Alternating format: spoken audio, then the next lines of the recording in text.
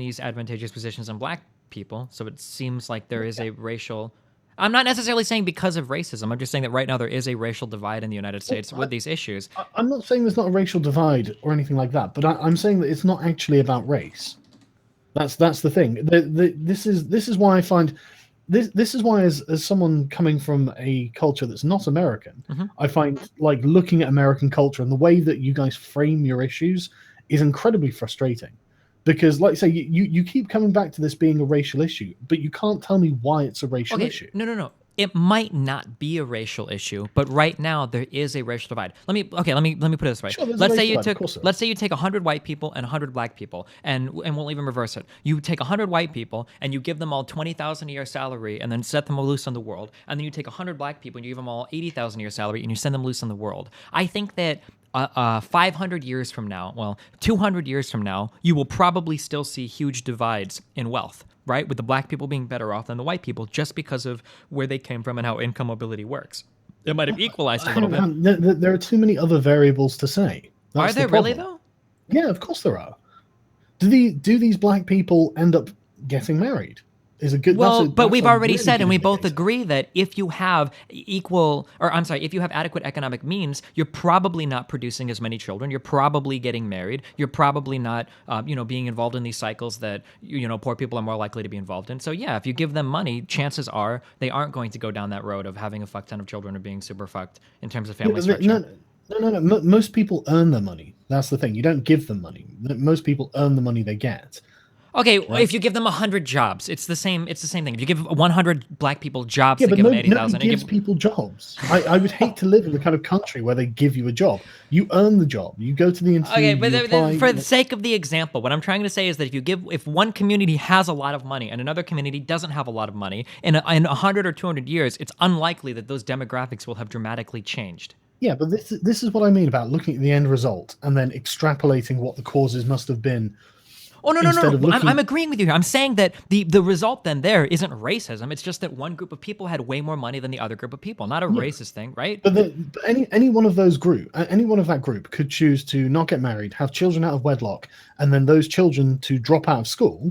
And then in 100 years' time, you'll find those people who did that, their descendants are impoverished. Sure, but statistically speaking, that's not going to happen.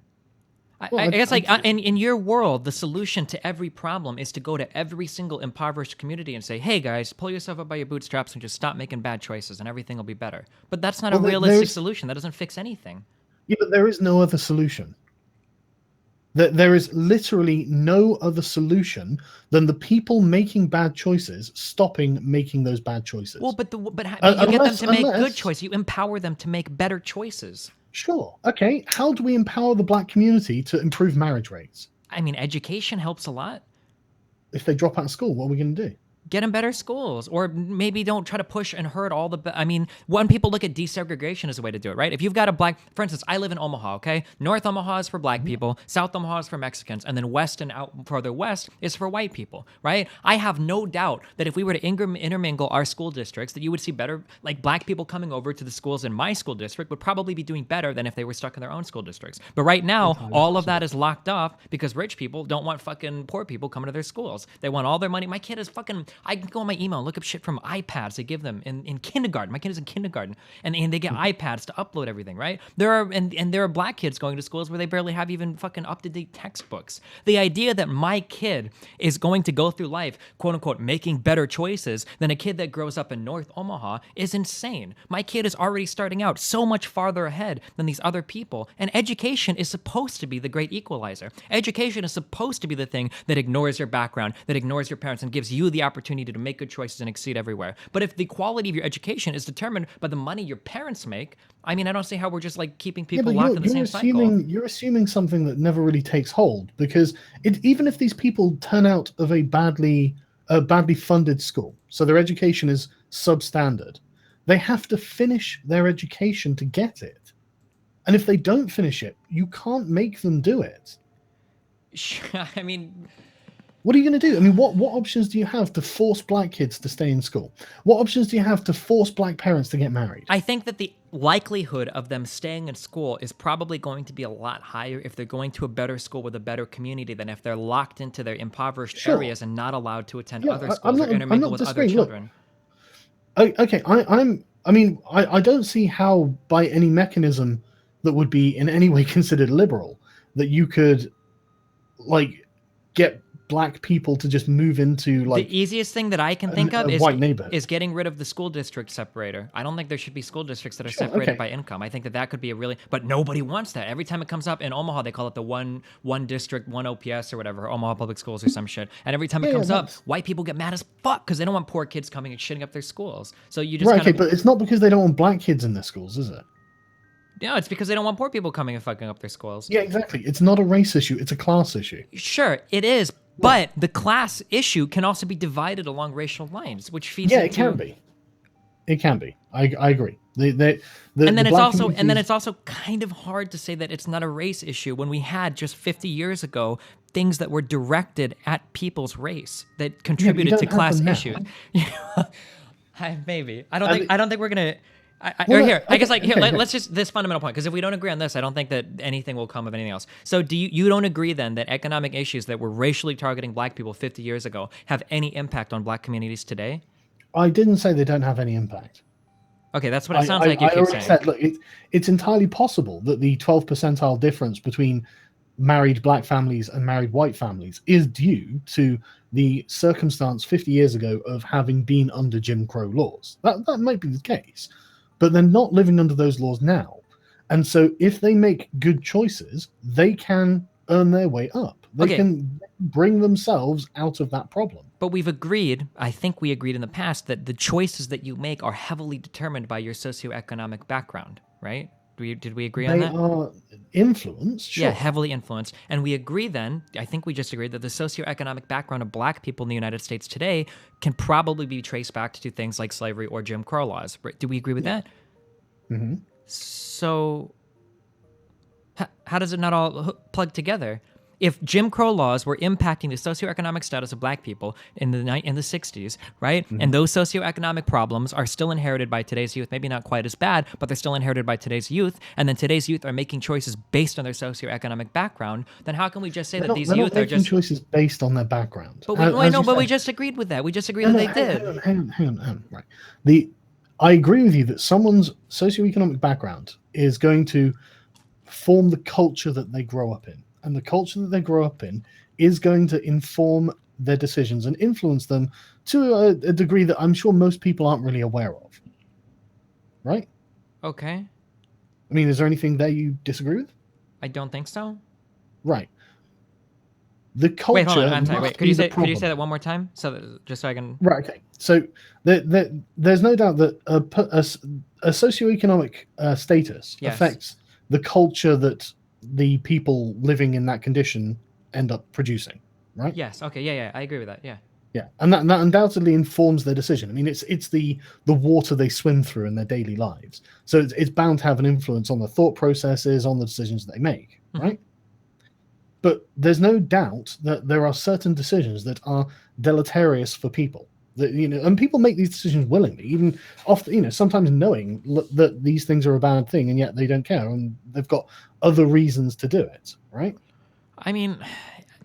Well, no, that's not a contentious issue, is it? Well, yeah, but the problem is again, I don't like that you present these issues in a background. Like, I guess, like, who's more likely to let's say that you get busted for a marijuana charge and you have no way to pay that. Who's more likely to commit suicide? Somebody that lives with a family when they don't have their own house, he doesn't have his own car, he doesn't have a good education background, or somebody that has a family that can just pay for a lawyer to make it all go away, right? Like, whose choices are going to be disproportionately, like, you say that, like, well, both of them could choose to commit suicide at any point in time, right? But the other person in the fucked background has so much more likelihood of a chance to do it and so many more reasons to make the Talk deleterious about choice. Brexit afterwards. Yeah, but the thing is, you're asking for. Okay, there is an identifiable causal effect between not marrying and being poor. Yeah. There is an identifiable causal effect of single mother families producing delinquent male children. Okay. And that's not a racial thing. You can find that on any council estate in England, right? Okay. There are definite causal effects, right? it doesn't matter if in the United States today, all rich white people decided never to marry and yet have many kids out of wedlock with several different parents. What do you think is going to happen to those rich white communities If they have what? if they cease getting married Okay. but have many children out of wedlock with various different parent figures? Do you think that that community is going to remain rich, or do you think it's going to slide down? It'll probably slide down. Right. And However, so once these no, people no, have hang on, every hang on. incentive No, no, not to hang do on. it. I mean, the choices are not the same. Sorry, say again. The choices are not the same. Rich people won't do that because they have so much to lose and because they know that they have so much to lose by doing it. Whereas poor people don't give a fuck. They're not going to lose anything. They don't have any wealth that they're inheriting or they're spreading on. Like, Yeah, but they've got their futures to lose. yeah, but their future looks like shit. So why would they care? Yeah, but their future looks like shit because of the choices they make. Not necessarily. You could be born into a Absolutely. situation, but you could be born into a situation where your future looks like shit right from the get-go. Yeah, If you're you born to could. a single drug-addicted parent in the fucking ghetto, your future already looks like shit compared to a guy It that's born does. with a loving mom and dad that it lives middle Yep. class. Like, to imply that both of these people are going through life, like they quote unquote are making the same choices. Both of these people will make the choice to finish school or not finish school. Both of these people will make the choices to commit crime or not commit crime. But to pretend that they both have the equal opportunity to make any I didn't choice. say they had an equal opportunity.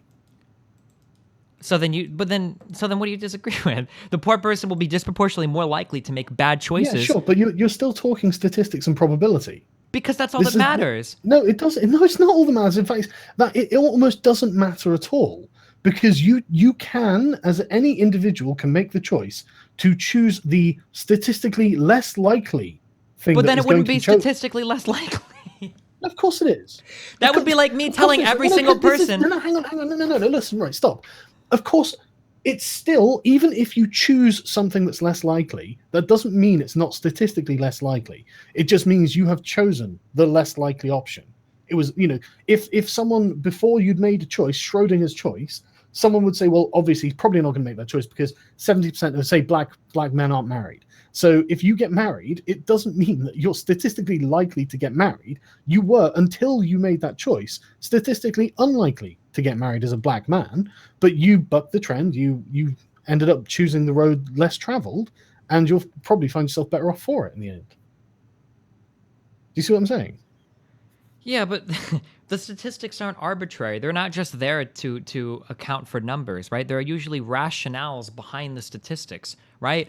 If people are statistically more likely to get into car accidents because they get more sleep or less sleep, you wouldn't just tell the people that are driving tired to crash less, right? Or say like buck the No, I'm trend, not right? suggesting that's There's the a answer. reason. What I'm saying is there's a reason why these statistics exist. They're not arbitrary. It's not like somebody arbitrarily said like, well, 30% of black people are this and 70% of this. Like I appreciate that. I'm not saying the statistics are invalid. but you're or making it anything like that. you're making it sound like the statistics are completely arbitrary. That somebody just has to No, I don't simply think they're make a arbitrary. choice and surpass their Yeah, but whatever you seem background. to, no, okay.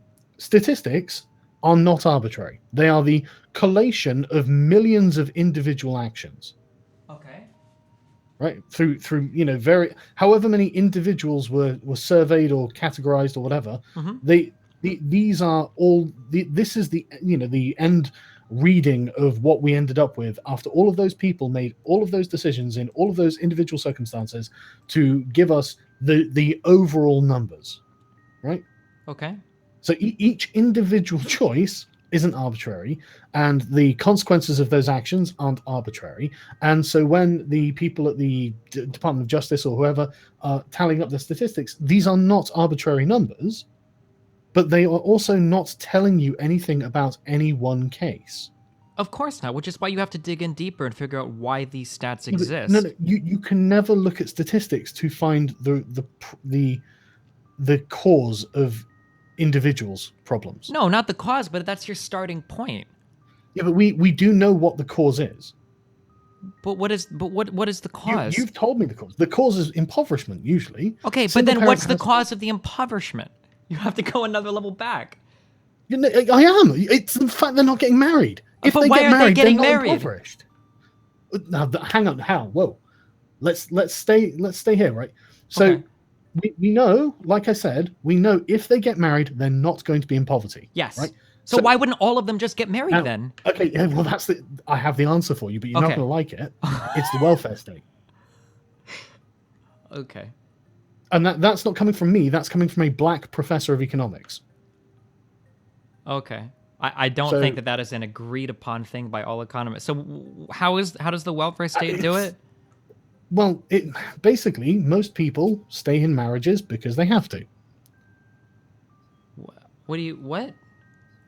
Why do Most- people get married? Because it's advantageous for them to do so. Sure. And as soon as there is an option that is maybe not a great option, but it's obviously not a terrible option, well, there are large portions of people who take it. Okay. How does the welfare state? I'm sorry, one more time. So how does the welfare state keep black people from getting married? Well, it incentivizes them to not need to get married Why? because financially they can get by without. I mean, I think that anybody could get by financially without getting married, though. I mean, if you look at Not if you've got divorce, 3 kids from 3 different fathers. I guess I'm not connecting the, I'm not Well, okay. connecting how the marriage, how getting married impacts any of these things. Okay, well, getting married is without a doubt one of the best things you can do in your life financially. Wait, why? I don't know if I that's don't know. true. I don't think that's Oh, true. I know, it's absolutely true. The statistics absolutely bear Okay, it whoa, out. whoa, whoa, whoa! But you're putting the cart before the horse. Wealthy people tend to get married. That doesn't mean that becoming We're not married talking about makes you wealthy wealthy people. We're not talking about wealthy people. Well, but we are. People of higher not- classes tend to get married more than people We're in not lower talking about high classes. classes. We're talking about people earning $60,000 a year. Sure, that's what I mean. Middle class and up. People that are financially well off. I don't mean rich. I'm saying that people who are financially well off are more likely to get married than people in lower class societies. That doesn't mean that getting married all of a sudden gets you out of it. It just means that if you're wealthy, you're more likely to get married. Getting married doesn't automatically confer that wage You're onto actually them. putting the cart before the horse here. Wait, No. Honestly, getting married is one of the biggest indicators of future wealth. So, I mean, Yeah, people. but getting married didn't. I don't. I understand the tax code in the United States much better than the average person. I don't understand like where this getting married all of a sudden gives you wealth, especially when the divorce rate in the United States is 50%, and the average cost of a wedding is in the beginning 5-figure range. And yet, married couples always earn more than singletons. Okay, I mean, are you talking So- about dual earners or? Oh, well, there is also that. I mean, like. Well, we're in really big correlation causation territory. Okay, if Sure, people that listen. are people that contribute, I can make a statement that I'm almost 100% positive is true. I'll put money on it. People that contribute to retirement plans are more wealthy than people that don't contribute to retirement plans. Right? Would you agree with that? Just because you sure contribute that's to a retirement plan though doesn't make you wealthy, right? No. So contributing to a retirement plan isn't the single biggest thing that will make you wealthy, even though I bet contributing to retirement plans are a massive indicator of future wealth. Much the same way I that imagine it's something that people who are doing well do. exactly, like people that are doing well will be more likely to get married than people that are not doing well. Yeah, but I think that's the same problem that you're having, that you're attributing there. There is nothing stopping poor people getting married. And before the We're 70s, back to this listen, again. listen, right? Weddings don't have to cost a lot of money. They can be cheap. And before the 1970s, black families had a higher rate of marriage than white families. But that was directly after Jim Crow. So these people would have lived under Jim Crow. So I don't, they weren't earning huge amounts of money. If you look at the average income for black families then, it was much lower than it is now. It's just that for some reason in the 70s, the rate of marriage in the black community dropped off completely. But and literally 15 years later, you can look at. I'll find you the graphs. I swear to you, right? You can look at the crime rate amongst young black males, and it's almost a sort of direct inverse correlation. I don't disagree with you. Everything that you're talking about, factually, I agree. Black marriage was on the rise, and then it took a sharp decline, and that single-parent households are a massive indicator for crime. It wasn't actually on the rise. It was just high. It was Well, just high. it was. I think it was higher in the 60s than it ever has been. Yeah, okay, maybe. But the point is, it was before the 70s very high, and then for some reason in the 70s it broke down, and now it's incredibly low. Sure. And we can see the socioeconomic consequences. Sure, there are a lot of people that even point to racial issues for that kind of stuff, like gentrification, like kicking people out of black communities in order to make them more white friendly, and boxing black people up into these districts and segregating them off into shitty school districts. I'm not saying that's not happening. I'm sure it is. And I'm sure it has an effect. But what I am saying is that Black people don't have to let this happen to them.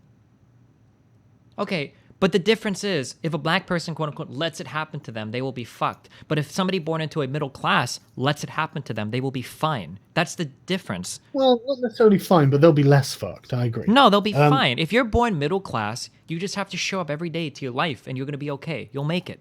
You'll be okay, right? If you blow up with a wealthy family, well, mommy and daddy will pay for school for you. You don't even have to get a real job until you're out of school, right? You'll probably be doing okay. You'll get your whatever random engineering degree and you'll go and you'll work a job and you'll be okay. Hang on. I was born middle class, and things were not that simple at all for me.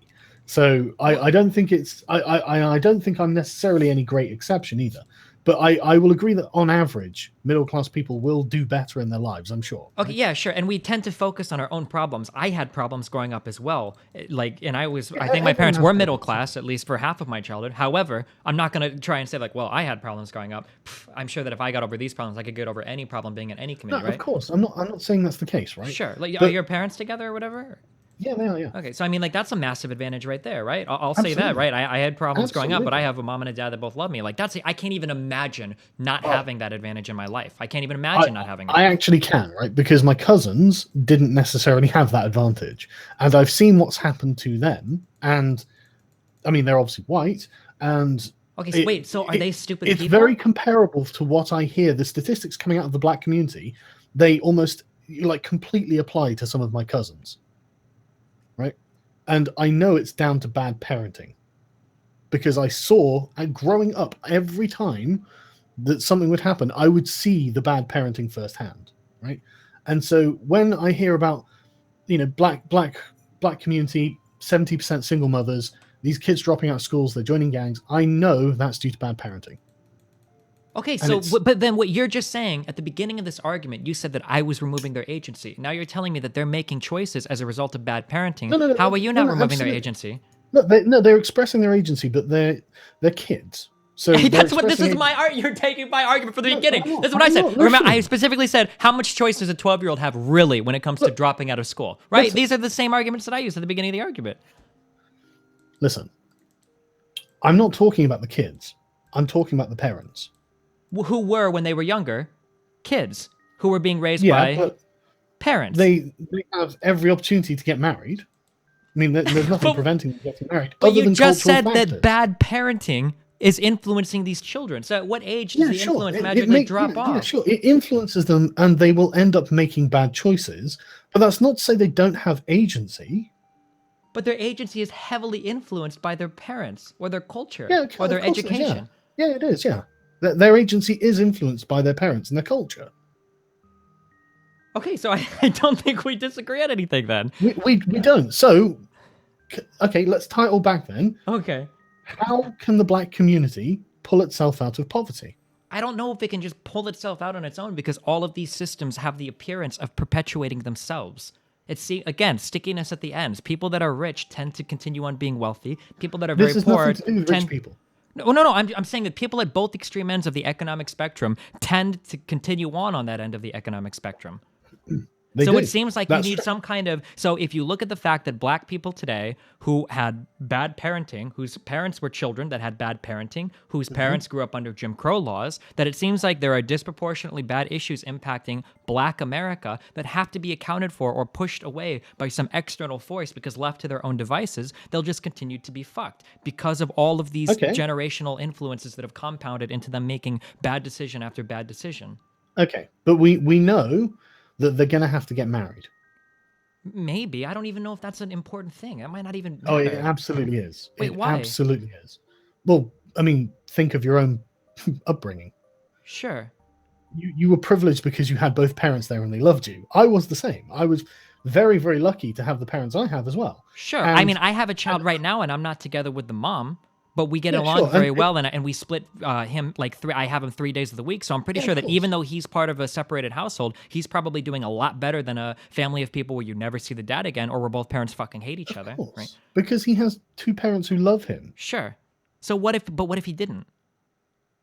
The chances of Then- him growing up to be fucked up are so much more Yeah, then exactly. Exactly, right? And so that is a message that needs to be told to the black community, because no one can make them marry or stay together or at least be good parents. You can't force these people to do that. well, but it seems like You the can first thing would be to stop having kids, which is an education issue, right? Like, not stop having kids seems like it would be the first thing. Like, that's actually, if you want to that look at the big difference between wealthy absolutely. people and poor people, it's not getting married; it's having children. Wealthy people Yeah. tend to not have children like poor people Okay. do Why do people have children out of wedlock? because they have nothing else to do. No, because they can. Yeah, well, but largely because they have nothing else to do as well, What right? what what do you think they did before the welfare state? The same shit. I don't know. There's not much of a welfare Oh, state in Africa, but those people have a fuck ton of children as well. yeah, but Africa's got its own separate set of problems. Well, We're but talking it's about the same thing in first India world and China as nations. well. It's the same thing in all of these developing nations tend to have massively huge birth rates. But as soon as a country moves into becoming more wealthy, and you can follow all the numbers on this, there's a sick TED talk with a guy that goes over all of these numbers. That every time nations become more wealthy and people in general become more wealthy and groups of people become more wealthy, they tend to have less children. So it seems to that poor people, whether it's because they have less shit to do or less opportunity in life, have nothing to do but fuck a ton of people. It seems like they're more prone to having tons of kids, which also perpetuates their cycle. Yeah, but they're only prone to doing it because they do have the option of doing it. Sure. No, look. Before you had like a welfare state, say like 1910 or something like that, right? Okay. You had huge amounts of social stigma against single mothers, right? I mean, there's still social stigma against single There, mothers in there the is, United but it's States nothing today. like it was now. It was then, But you would not be a. I mean, to be a single mother in an English speaking country in around like the turn of the 20th century would have made you like a pariah almost, like a stig of the dump. You would have been looked down upon by almost everyone around you, right? And that created an incentive to either not have kids out of wedlock. Well, a to have not have kids out of wedlock, and b if you get married, get pregnant, you have to get married. I mean, that was shotgun weddings and all that, right? So that was a societal pressure forcing people to get married. But that getting married and two parents raising their children is actually a good thing for those people, whether they want it or not, really. And it ended up creating stable families and stable communities. And as soon as you take away the pressure, the incentive to get married and replace it with an incentive to not marry, then look what happens. I think the black community is a great example of exactly what's happened because of that. Okay, so my solution is desegregation of education and pushing some kind of public policy towards getting these people on the right track. Your solution is that we start to So your public policy to get people to do what? some kind of public policy for assistance or something to move these people back onto the right track. And your solution is to socially stigmatize single mothers. Is that? I didn't say that was my solution. I said But that's what you brought up as part of the reason. and that was a method of incentivizing. Sure. I don't What really method like of social stigmatizing. So of anyone. what is your method of incentivization then? Well, it's a tough one, isn't it? It's a really I don't think difficult it is. question. Of course it is. I mean, how can it not be? How can it not be a difficult question? I mean, I think a good start is desegregating education institutions. That would be like a step one for me. I think it would be a really good step. Okay. But how is that going to get black couples marrying? I don't know. I don't think the black couples getting married is a big deal. Yeah, but it is. It absolutely is. There's no question of it. We know that single parent, female led households produce delinquent young men. Delinquent young men commit crimes. They ended up recidivizing. They ended up going to jail. Okay, hold on. I'm not trying to put like a big meme, but So- you understand the difference between correlation and causation, right? Yeah, but this is causative. How? you can No, go- whoa, you don't. There's can no go way that to you can. any social scientist and ask them, and they will tell you it's absolutely causative. Okay, they may be able to tell you that Actually, I'm not even sure if I agree with that because I'm willing to bet that if you control for socioeconomic factors, I bet you that there are single parent households that actually do exceedingly well. Single parent sure there are, households but they're not when gonna you be the control for main- socioeconomic factors. So you can't even necessarily say that there's a causal link between having a single parent and being a crime lord or whatever, or being somebody that commits a lot of crime, right? There are a lot of other things going on. I'm just saying that like just because somebody gets married, if wealthier people tend to get married, then of course they're going to be doing better post-marriage than people that don't get married Look, we're because not talking wealthier about people wealthy tend. people. When I say wealthy, I'm sorry. Every time I say wealthy, I mean middle class or above. We're not even talking about middle class, right? We're talking. No, look, there is absolutely a correlation between poverty and crime. I mean, no one's debating. Okay, that, sure, right? but I don't think like two poor people getting married aren't all of a sudden going to elevate them to non-poverty. I don't think Two poor people getting married puts them a step above not being married. I mean, A, they've only got one household to pay the rent for. B, they'll end up having two incomes, even if one isn't like the Sure, but I same mean, as you the can other. live together with someone without being married and still Well, yeah, accomplish okay, that. okay, but marriage is the way we gather the statistics. I'm sure that there are going to be cohabiting couples who are in the same position basically, but don't have the formal stamp. Whoa, But I whoa, guess hold on, that whoa, because now I'm really okay. Because I thought this was all about getting married. So now we're just talking about people living together.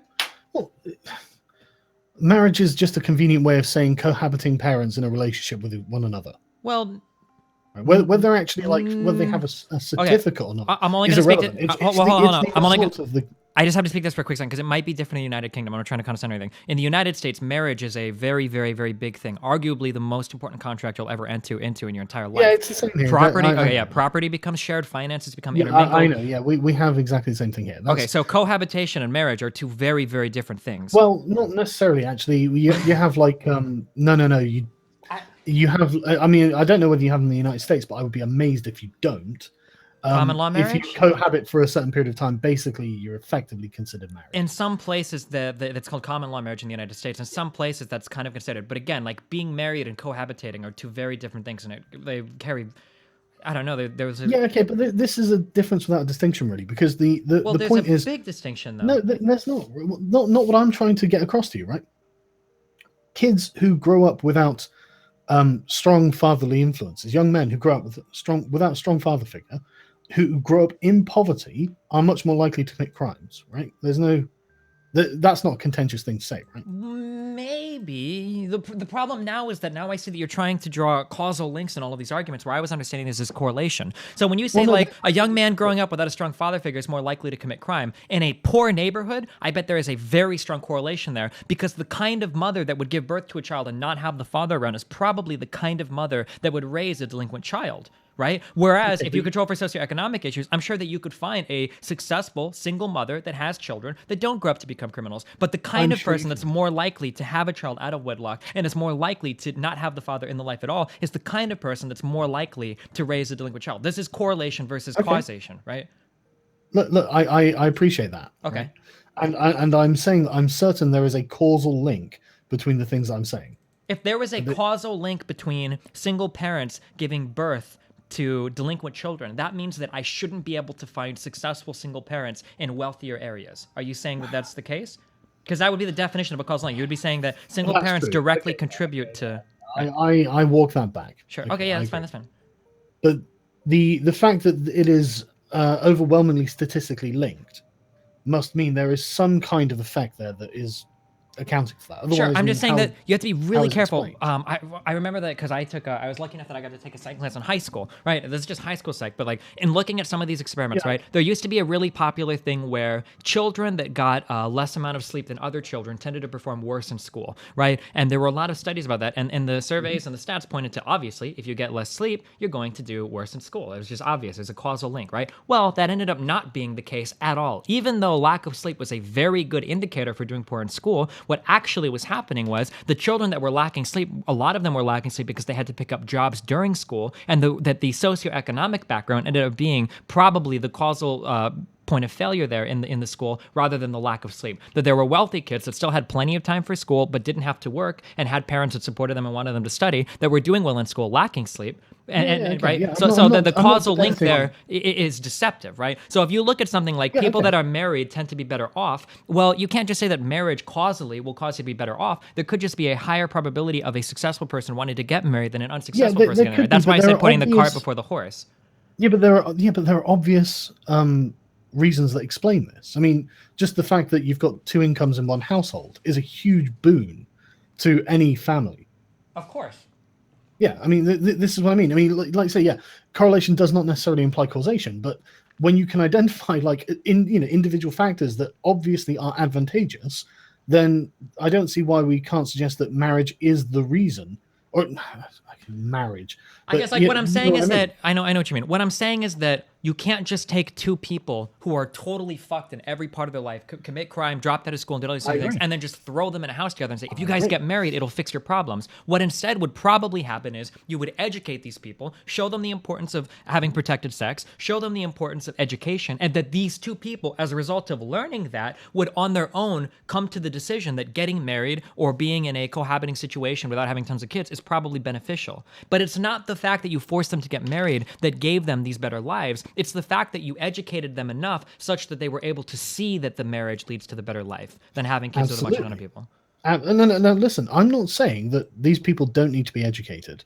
I mean, all of everything that I'm saying is predicated on the idea that we are going to have to educate these people, right? But we have to be able to identify what the problems are, where the breakdown is occurring. And I really think it's raising children in a single parent household headed by a mother that's causing many of these problems. And it's not just in America, it's literally any community where you have this sort of thing happening, it produces the same results. So and understandably, I mean, you're a parent, Jesus, you must how difficult must it be to be the one person raising a child?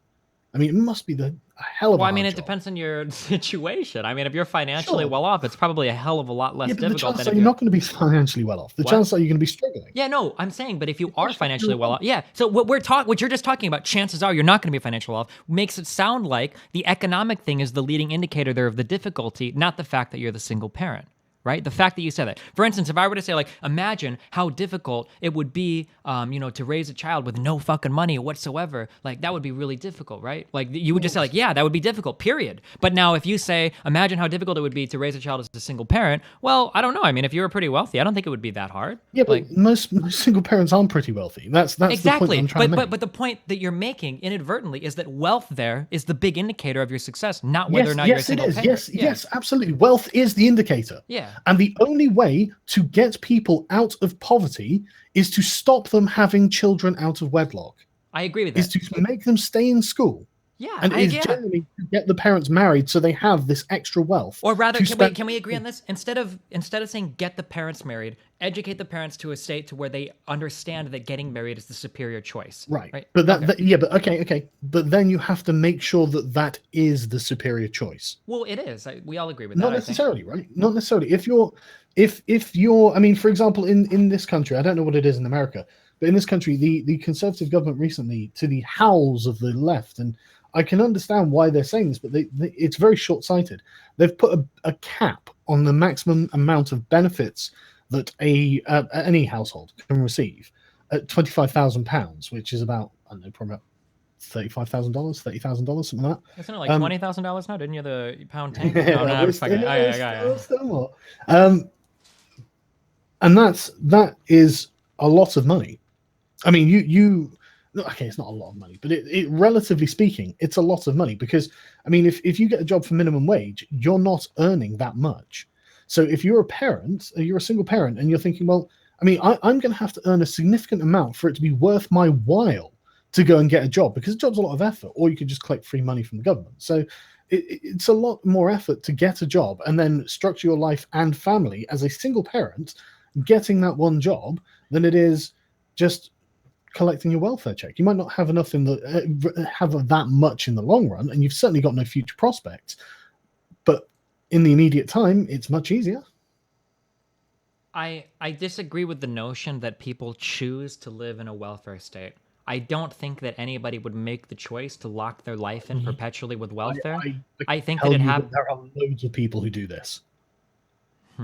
There are. I promise you. I like I said, I grew up in a lovely middle class home because my dad came from a council estate, which you could consider them like the projects or something in America.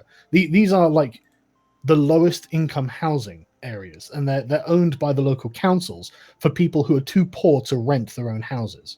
Okay, but what I'm saying is I think that there are better reasons why these people make choices than just the fact that there is a safety net there. I personally, and I'll go anecdotally, but I'll extrapolate. I don't think. Well, okay. Let me finish, right?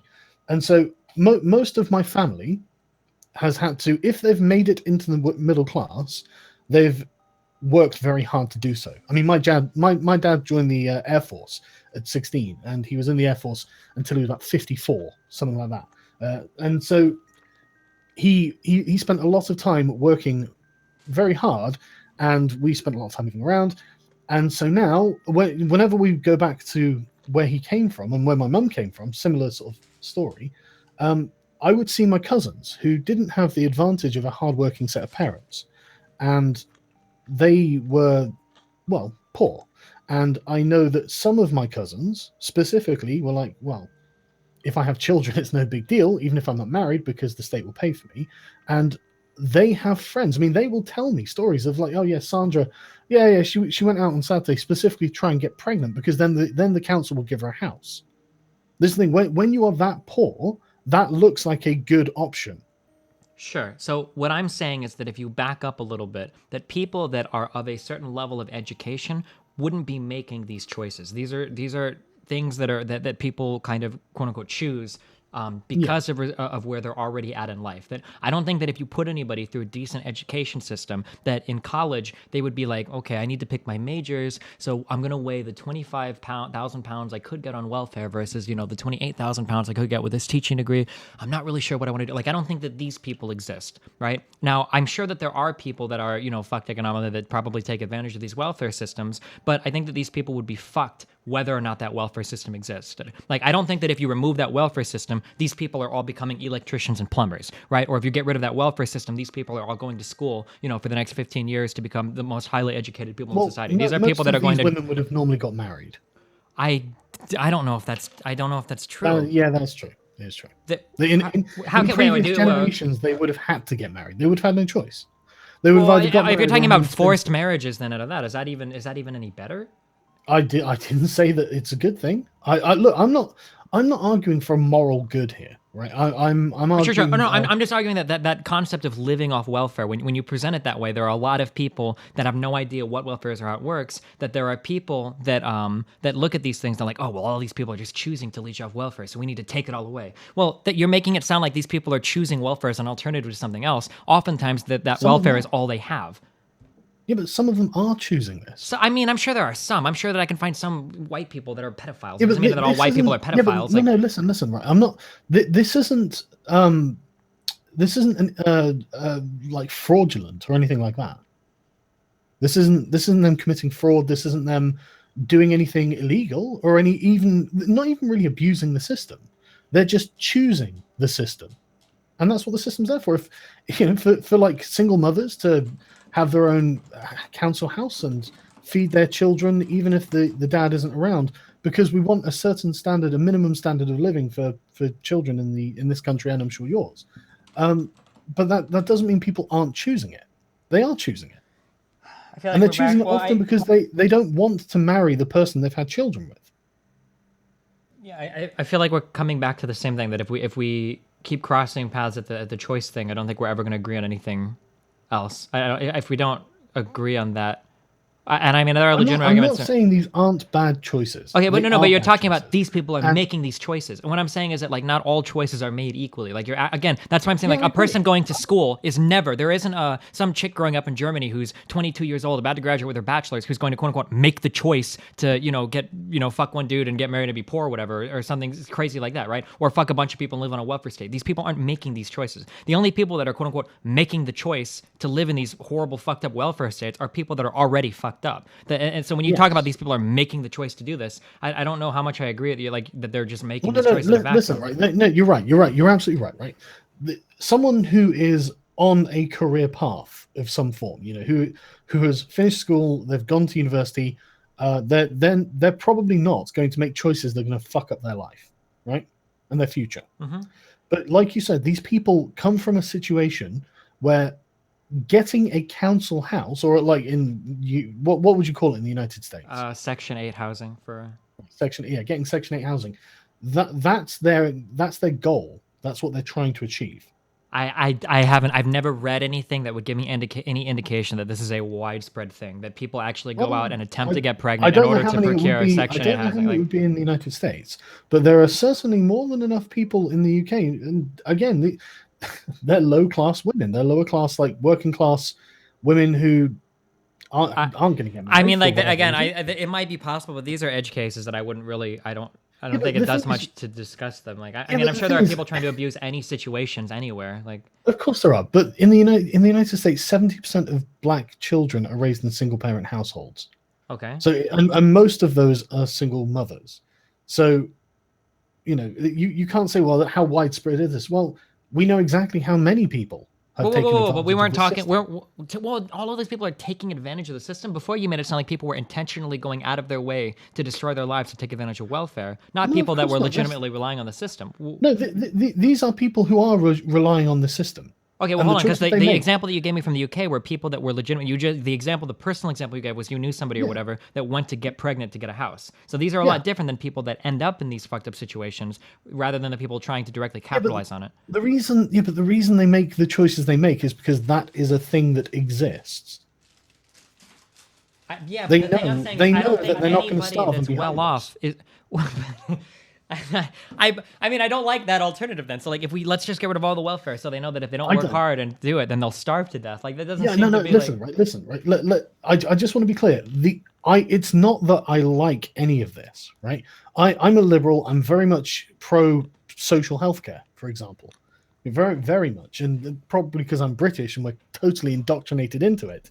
But it's one of those things that almost everywhere on earth in first world countries has it, except for the United States, and it's one of those things that Europeans kind of look down their noses at US people for.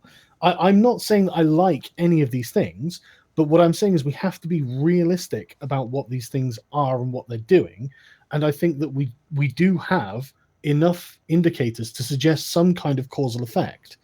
And I think that, I mean, like I said, I don't know what the solution is I think necessarily. the only I indicator that you could get that would establish a causal effect between welfare and people It might choosing not to be live off of it 100% or anything like is that. if you get people that are in otherwise advantageous scenarios that abandon their lifestyle to live off the welfare. And I would be shocked if you had anything that indicated that people that were doing decently abandoned their lives to go Yeah, and but live off of welfare. that's of course not going to happen. That and then Well, but there that's should be if there is a causal link no. to people wanting to choose to live off that welfare, then you should be able Yeah, to but find people from all. look, I explained to you why people do this. It's because you get a certain amount of money, and to earn that much money working 40 hours a week is, I mean, you're barely going to earn more than that on a minimum wage job in the UK, right?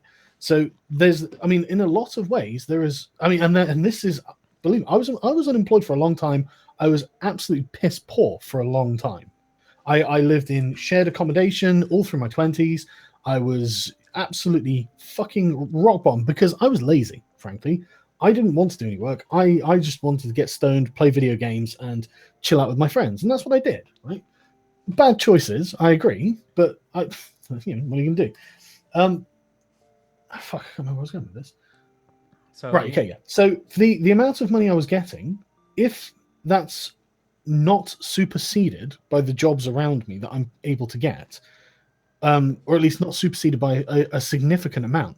I mean, for example, if I'm getting like, I don't know, like say I was getting like £800 a month or something, I'm not going to get a job that's £900 a month, but 40 hours a week.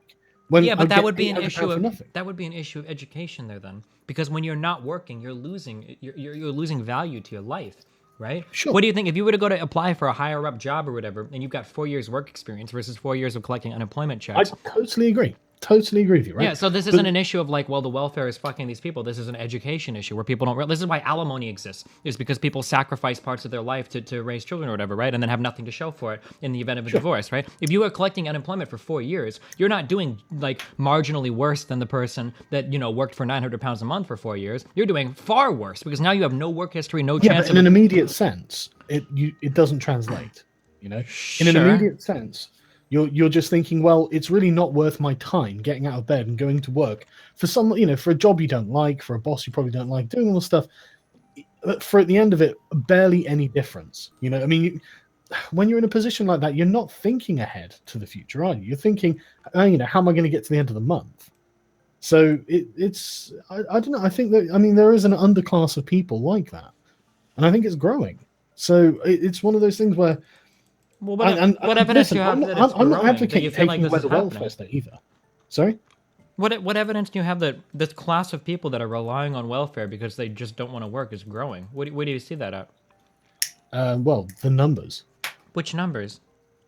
Well, which ones would you like? Just the The raw ones number that of prove people over that time? point. Yeah, well, no. Which one specifically would you like? Do you want just the number of not homeless, sorry, unemployed and welfare over time? Right. Your argument is that there are people that are choosing not to work. So I want to know what numbers you have that support the idea that people are choosing not to work to collect welfare. Well, I'd have to look it up. Okay. I'd have to go and look up the numbers, but there are definitely people who choose to collect welfare instead of working because working doesn't produce enough money to be worth the time to not be on welfare. I mean, come on, you must understand that is something that happens, right? Yeah, but the problem with these kinds of arguments of that is something that happens is because if we were watching a video of Lacey Green saying this and she were to say that something about rape culture is something that happens, you would be shouting in your video, "Oh, I hate it when feminists say that just because it's happened a couple times means they're going to extrapolate it to the entire male population." I'm sure that there are some people that abuse welfare, but you're saying that, well, it happens. I have no idea how much, but maybe it's a majority, right? Well, that information is I can easily worthless. find out. I would have got the statistics in advance if I thought it was going to come up, and I should have done really. I just haven't checked, but I have seen them in the past, and obviously welfare state has grown. I mean, this is the reason that the Conservatives are in our country anyway are putting caps in place because it's grown out of control. It's grown out of control because people choose it. And these are But how do people you know that like- it's that people choose it and not that there's just a lack of jobs because available? I've talked to them. Because work. I've lived in poor. That doesn't literally work. That doesn't work. How do you know that people are choosing to live in welfare versus the First-hand fact that experience. That's how I know. you have first-hand experience with every single person in the United I Kingdom. don't need first-hand experience with every single person. I need first-hand experience with a representative sample, and I've lived all around my country. I've lived all around my country, and I've dealt with the underclass all around my country. This is why people don't seem to understand. Like, these people have a different set of priorities and alignments to people who grew up in the situation sort of that we would have grown up in, like middle class, both parents, right? They view the world differently because the world is different to them. And I mean, literally, there are. I hate to think how many young women in this country, and you hear this story so many times from different people where they will say, yeah, so and so has got pregnant so she can get a house, or so and so has done this so he can get this, and they see that as being a goal, whereas you see that as being failure, right? Sure. There are lots of people like that, and I think the number is growing, which is why governments are now cracking down on the size of their welfare states. Maybe they're And I think cracking down on the size of it in preparation for when you guys enact whatever to actually formally separate from the EU. I don't know, dude. No, that's not the reason at all. It just seems hard to me that because everything that you're describing would also be the same result if there was a lack of good work available too, right? But it seems like it's. I'm not saying it's only one thing, right? That there is certainly a point at which we can trace it back to where there was a definite delineation from the average person who goes one direction doing quite well and the average person who chooses the other direction doing quite badly. That there is a definite point of delineation, and it's the point, I think, at which the family structure breaks down. When parents choose to have children out of wedlock, and that's an acceptable thing to do, and it's something that's viable. They can live doing that. Because, I mean, the reason people didn't do that before the welfare state is because they'd fucking starve. okay, so then I guess I'm going to ask you the question that you're going to get upset then. Is that the alternative then, I guess, that you want? And then you're going to say no, of course but I then... don't want that. No, I'm an advocate of the welfare state. This Well, is then why are you spending so much time railing against it? I don't understand. because it's true. That's why. Listen, man. I've been a leftist my whole life. Okay, I thought in my 20s I was a progressive, and then I met progressives, and then I realized I was actually just a liberal. And now, and there is definitely a liberal case for a welfare state. I mean, the very notion that someone could be free. I mean, that's the whole point of liberalism, is to enable people to be free. And being utterly impoverished and homeless is not freedom. I mean, that's just slavery by another form. So there is absolutely, and hell, even Frederick Hayek makes this point in The Road to Serfdom, that there's no reason that you can't have social safety nets. but they should be safety nets. They shouldn't be a persistent living wage, because that encourages people to live off this persistent living wage, even if it's not very high. And we know the sort of problems it produces in communities. So there needs to be a healthy compromise, I think, between getting £25,000 a year, which is not an unrespectable salary in this country. Hell, let me just check, actually. How many people even qualify? Because it sounds like you're quoting me like the absolute highest that people can qualify for. Like, what is the average like benefits received? It depends on your circumstances. Sure. Okay. So, because 25,000 is probably like the highest possible. Yeah. That is the highest. That's like for a single mother with like 4 children or something. Okay. But for example, for a single man with no children, which is what I was at the time, it was piss all, absolutely piss all. But do you think someone in that scenario is going to make the choice then to go and have a kid to get more welfare? Well, if you're a woman, yeah. I mean, they don't. Do you think? Wait, hold on, no, because I want to clarify that. So you think that there are women that are in a poor position that will make the choice, that this is a decent number will make the choice to go out and just have a kid because they think they'll get more money off of welfare for it? It's not that I think that. It's that happens. Okay, I don't think I agree with that. I know you don't, but I can guarantee to you that it does. I'm sure that it happens to some extent, but I doubt that it's like it's probably like in the fractions of a percent or whatever. I think that you're wildly optimistic, and I only think this because I spent my 20s living with people who were piss poor.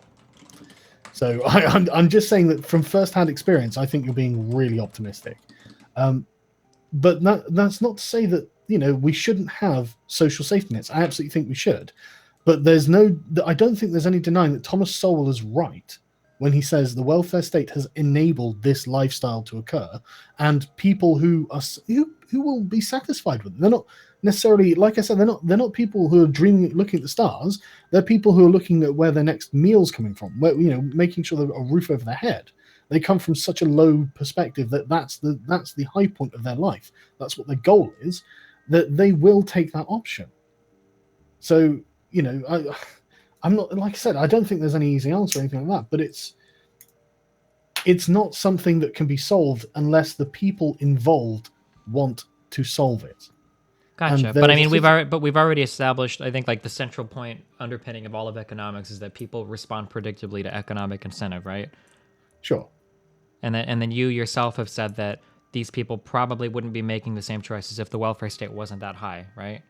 Agreed. So it seems like there has to be some external factor that influences these choices, and we acknowledge that there is that. So that's what has to happen. You can't just go to these communities and tell these people that they need to change, because if the incentive still exists for them to exhibit the bad behavior, they'll still exhibit it, right? So is this you being on record saying cut the welfare state? No, this is I'm arguing about. I was just joking. I'm arguing about the idea that people make choices very predictably. That the best thing that you can do is inspire them to make better choices and not just go and tell them to do it, because they probably won't be able to. And that inspiration for better choices will come in the form of, for me, I think education is a really big deal. And that's probably one of the best ways to do it. They do, but I do think having such a generous welfare state is an incentive not to follow a life path that will produce wealth and productivity. I agree with that in concept. I can't speak to the United Kingdom, but I don't think that in the United States the welfare state is generous. I don't think people would choose to live on welfare if they had the opportunity to get a decent job. Well, there we go. Then it depends on what your definitions of generous and decent are. I mean, like, people on welfare can live and eat and maybe have like a phone, but I don't think that people on welfare are going to Abercrombie and Fitch and going out partying every night. They're not. They're sat around watching TV. Okay, I mean, I don't know. I guess maybe for the next debate or whatever, I can look up like more specific numbers, but I've never read. Every time I've tried to research any of these problems, it's very similar.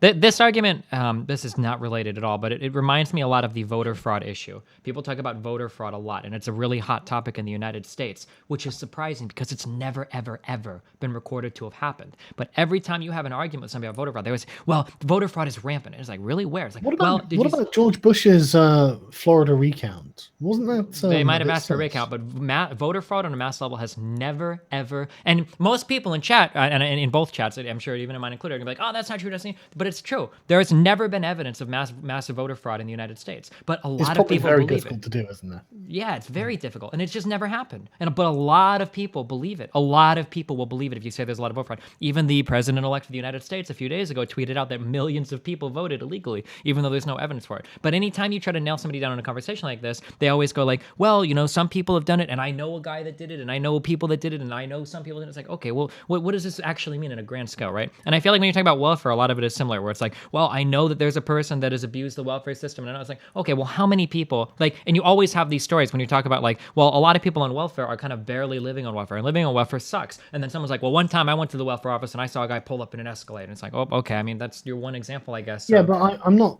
Yeah, but what I'm saying is this is a pervasive problem with. I don't know how to describe them really. I don't want to call them an underclass because it sounds derogatory. To call them an underclass and uneducated, I think those are great words for it. It's fine. We could be frank. I'm not PC. Well, okay, yeah, uneducated people that are born that make stupid choices because they're largely stupid. Yeah. Right, but it is a pervasive problem and mindset. If you just go into these communities and talk to them. Sure. This is what I'm saying about statistics, right? But again, like I think that these people make these choices because they're too stupid to make a better choice. So the solution there is education, and there's not much you can really do with the welfare state. Like if you get rid of the welfare, then the choices are just going to be more likely to resort to like crime or something. I seriously doubt that when you get rid of welfare, that black kid in school is like weighing the decisions between whether or not I want to go to school to do astrophysics or live on the welfare state. Right? I'm not. Look, I'm not even saying that getting rid of the welfare state is an option at all, and Gotcha. or even cutting it back to the extent that might be necessary is an option. I don't know what the solution is, right? And I'm not saying I do, but I think that we do know what, and I think it comes down to what you're saying about incentives, right? That having that there as an incentive is causing people to choose it, and it causes the sort of people to choose it who never had grand visions of them earning lots of money and owning their own house or anything like that. These people never for a second. I mean, no one in their family owns a house. They've no one in the whole fucking recorded history of their family has owned a house, probably. And these people have got no dreams of owning a house. They've got dreams of just getting by. This is so strange because all of the things that you're talking about right now sound like the things that I was saying when you were talking about poor black communities in the United States. This history of families that don't own houses, this history of families and all these people around them that are... Yeah, absolutely. This will be the case for many of these people, right? Okay. Well, then the principal thing that we were arguing in the beginning, then we both agree on, then that people really don't have that as much agency as we like to pretend we have sometimes. That we are largely a product. A lot of our decisions. They're using their agency to make a choice that is immediately beneficial but detrimental in the long term. Because it's heavily influenced by the environment around us, right? Yeah, well, it's heavily influenced by the fact that they're options. They're choosing between the options they have. One of the options is live on welfare. The other option is do a shit job for hardly any pay, and it's just easier. Gotcha. Choose. It's the path of least resistance. Okay, I don't disagree with any of this, so kind of like for poor people, like the. Let me carry on, right? And marriages aren't easy. I mean, as a person who's married and who knows lots of other marriage people, and I don't think. I mean, if you look at any bloody like marriage advice website or something, any agony aunt is going to be like, yeah, well, marriage is difficult. It requires work. Well, it doesn't require work if you've got the option of just not being married. If you've been like, well, hey, what happens if I don't get married? I don't have to put up with this dickhead. I can just, I'll just go out. He'll have to pay me money every month. The state will give me a house. It's an incentive, and it's a path of lesser resistance, and so people choose it. Sure. If those paths are available to them from birth, yeah, I think people will generally pick the path of least resistance. Absolutely. But we also know that choosing the path of least resistance results in various social problems for the descendants of those people who choose the path of least resistance. Dude, I agree with everything you're saying. I know. This is what I was saying from the very start. That when you put people follow predictable paths, if you put 2 drops of water on different ends of a board and you watch them roll down, that people will follow predictable paths. They're very predictable choices, and that everything you're talking about, path of least resistance and all of this, goes back to stats. What is the path of least resistance for somebody born in this scenario? Well, they're probably going to do this thing, just statistically speaking. Yeah. Look, yeah, but that's the end result. Okay, hang on. Yeah, so this is people exercising their agency, and It's just them choosing. It's not they don't have agency. It's just that they choose the easiest option, which I don't. No, you can't blame them. Feels like semantics a little bit, but I understand what you're saying. I don't think it. I think it is an important distinction because we've come to the point where we are kind of trapped in a circumstance where we can't just take away the welfare state. That's going to be damaging to too many people and children, right? Sure. It's difficult to sort of whittle it down without resistance politically, Okay. especially from the left. Even though we know the welfare state is certainly a contributing factor to all of these problems, and you can't. I mean, it's very hard to. I don't know how we're going to educate the black community to explain to them. Look, it's because you're choosing to do these things that is to be fucking resulting stupid. in. Yeah, no, I mean, like, Yeah, but that's what stupid. has to happen, right? Yeah, exactly. So, I mean, how can we get from a point where we've identified that these are the problems, these are the root causes of what's going on, and certain things need to be changed? How do we persuade them to change? I mean, to go back again, the thing that I would say is I think that education, from what I'm aware of philosophically, education is supposed to be the great equalizer. That's why even in the United States, where we fucking jerk off capitalism every fucking day of the week, even we in the United States provide education for free because philosophically, education is supposed to be that thing that no matter what the fuck your background is, it's a black box that you can throw anybody into and get out, like the same thing. No matter who goes in, it doesn't matter. You should be able to get out a good person. But that's not what education is in the United States. It's very heavily influenced. Yeah, okay, but the problem is if they won't attend their education, what do we do? I look at the reasons why they won't attend their education. Okay, it's bad parenting. I mean, then you try to move people into better areas, and I don't know, like it gets really Yeah, difficult. But listen. Listen. The conversation that we're having right now is the conversation you want to hear. I don't have the answers for you. I can't tell you. Okay, I know that, in my personal opinion, I think that the thing lies in education. But this conversation that we're having, where you're asking me, what do you think is the solution? Then how do we fix the parents? Right? These are awesome questions that I would love to hear happen. But the problem is, what the conversation normally is what you open the conversation with, which is, how do we go to black communities and tell them to stop doing it? How do we go to black communities and tell them to stop making bad choices? This is a conversation that produces no results. But the conversation of how do we get parents to parent their kids so that their kids value education, so that they stop destroying their fucking lives and their own communities, which black people are the number one destroyers of, is of the black community, right? Which I agree with that. That's true. How do you do that? I think the answer lies in education and talking to parents and figuring that shit out. It's not just telling them to be better, right? Okay, but I think we can both agree then that the answer isn't blame white people. No, I think that's fucking stupid. Right. Okay, that's great. That's pretty much all I wanted to hear, because this is and this is why I think it's affecting. I think this is really why it looks like a racial issue, right? Sure. Because it's very easy to otherize white people if you're black, and it's very easy to otherize black people if you're white. Well, I think the biggest problem that comes on here, this goes into a completely different thing. The social justice warriors have a huge problem with it. Social justice warriors will try to saddle an entire class's worth of historical crimes onto an individual, which will immediately shut them off from any. So, like, I could make a bunch of factual statements, right? Black people's position in the United States is probably largely due to what happened with things like Jim Crow and slavery and whatnot. White people definitely contribute to that overwhelmingly early on, right? And black people were the people that got fucked by this hardcore. And that there are probably some people, white people in positions of power today, that are discriminatory against black people. So these are all factual statements, right? Yeah. Now, that doesn't necessarily mean, though, that I can find a random white kid on the internet and then tell a random white kid, hey, every single problem that has ever come from white people is your fault, atone. That's the dumbest fucking approach, and that's like the number one issue that social justice warriors and feminists, or third wave feminists, whatever you call them, have the same issue, where you try to saddle an entire class's worth of guilt onto an individual and then expect that individual will take you seriously, especially because more often than not, you're talking to people that probably don't own slaves, that probably don't directly discriminate against black people, that probably don't even scream, there's a nigger every time they see a black people, right? So these people are even less likely to believe you, right? There are definitely problems on the left when it comes to dealing with these problems. I think it's more important though, because I think the message, really the ultimate thing that needs to be drilled down into people's heads is it's not someone else's fault. Yeah, I in terms of like addressing these problems socially and giving it to people, I largely agree with that. I think that assigning blame doesn't really get you anywhere.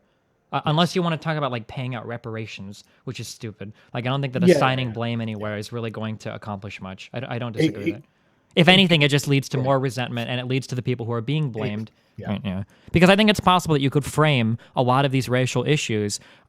Even racists would agree with your points if you framed them in a better way. Like, don't you want black people to not kill many police officers? Don't you want black people to not commit so much crime so you don't have to deal with it? Don't you want, like, even racist people would probably agree, like, yeah, that'd be better. Like, I don't want to deal with these niggers, right? Even racist people agree. But the problem is when you approach somebody with this idea that, oh, you're white, well, I'm about to unload on you every single bad thing an ancestor of yours might have done like 100 years ago. Like, I think that doesn't lead to anything productive. No, sorry, my son's just woken up. Give me 2 seconds. Oh, yeah, Sorry yeah, about sure that. problem. Or sure thing.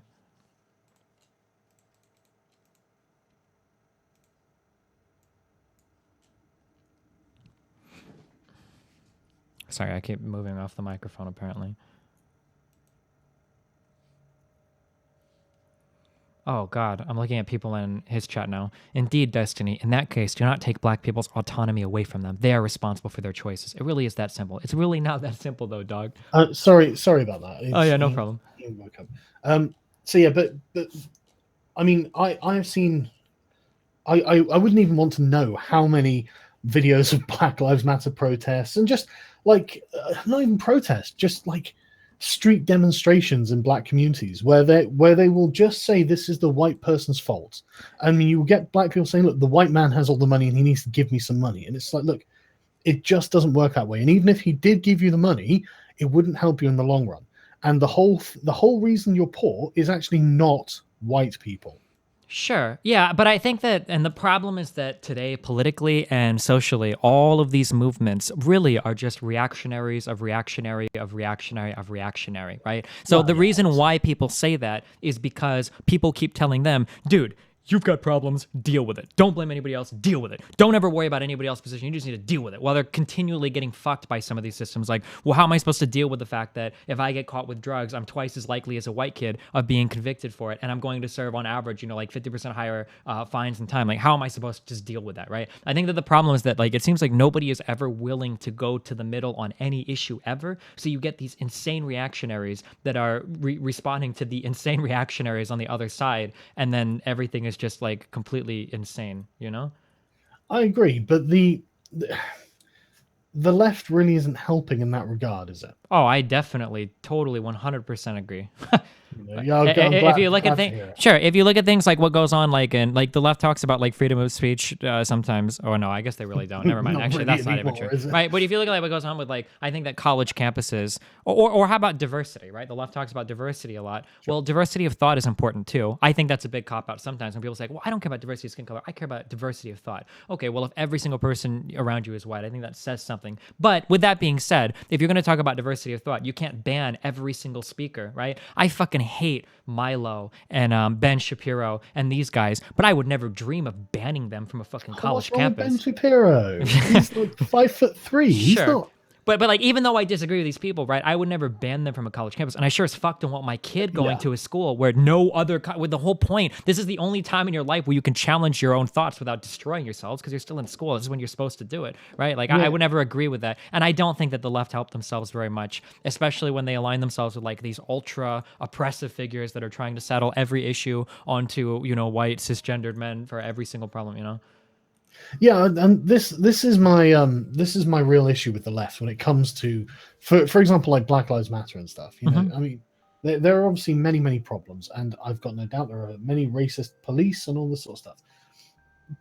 But the overwhelming attitude that comes out is this is something that white people have done to black people, and I think we've agreed that that's not the case. Yeah, for sure. But then would you agree then that the extreme on the other side will say that black culture today is 100% a fault of black they're culture? wrong. Right, They're wrong as well. What I'm you not... said at the beginning of this conversation is something that I deal with every fucking day, by the way. I will go onto my Twitter and I'll have people call me a social justice warrior libcuck because of some things that I say. And then I'll go onto Reddit and I'll be in a thread where a bunch of people are talking about how I am a disgusting fucking shitlord for, talking about, men's rights or whatever, like, How dare you? Yeah. The positions in the middle are like the hardest to ever have because it seems like nobody is interested in voicing any of those positions. Nobody wants to have the hard conversations, do they? Yeah, but like that's another problem too. No, dude, see, like what you just said is 100% true, right? Because the conversation of how do we expand education so that poor people or people that are fucked in certain racial groups or different class groups, how do we get education to these people so that they actually improve their lives? That's a much more difficult conversation than just either side than saying, well, white people are responsible for everything. That doesn't really get us anywhere. Or saying, well, black people are responsible for fucking everything and fucking themselves up. That doesn't really get us anywhere either, right? The problem is Yeah. that people want to take the easy out for everything and not actually move towards any real solutions, which is another a big thing with my problem with Trump. Like, we want to build a fucking wall. Is that really going to fix the problems with people coming across illegal, the people overstaying visas, the people that come by truck and boat and dig holes underneath giant walls? Like, is that really going to help anything? Right? But people always want like the easy outs for everything and to take the extremist positions, and they never want to deal with anything that might challenge, what they're thinking. Yeah, I mean, I think that the build the wall thing was just a meme, a catchy meme, a slogan, Sure, but not it not to to not to poke too hard, but like, couldn't you also offer that the what was it, 150 million a week that'll go to the NHS? Wasn't that also kind of a meme? They're driving around in that Oh little yeah, bus for the absolutely. Brexit shit. Yeah, absolutely. It was a stupid promise. I don't know why they said it. I never suggested that that'd happen. It's obviously not going to happen. So I don't know why the fuck they'd say it. But this is the thing about campaign promises, isn't it? You're really kind of staking out your intentions rather than necessarily how far you're going to go. Sure. But yeah, hey, I'm no defender of politicians in general. So Gotcha. I'm not saying that this is wise or anything like that. But yeah, I mean, I think what Trump was really doing with the wall is just trying to tap into people's understandable concerns about mass immigration and in America illegal immigration from Mexico. I think that's understandable. I don't think it's illegitimate at all. I think it's something that's Well, causing a by lot of problems for a definition, lot of it's people. not illegitimate because he won the election. So yeah, it was definitely a legitimate concern. Yeah, yeah, you can't Well, yeah, argue yeah. anyways.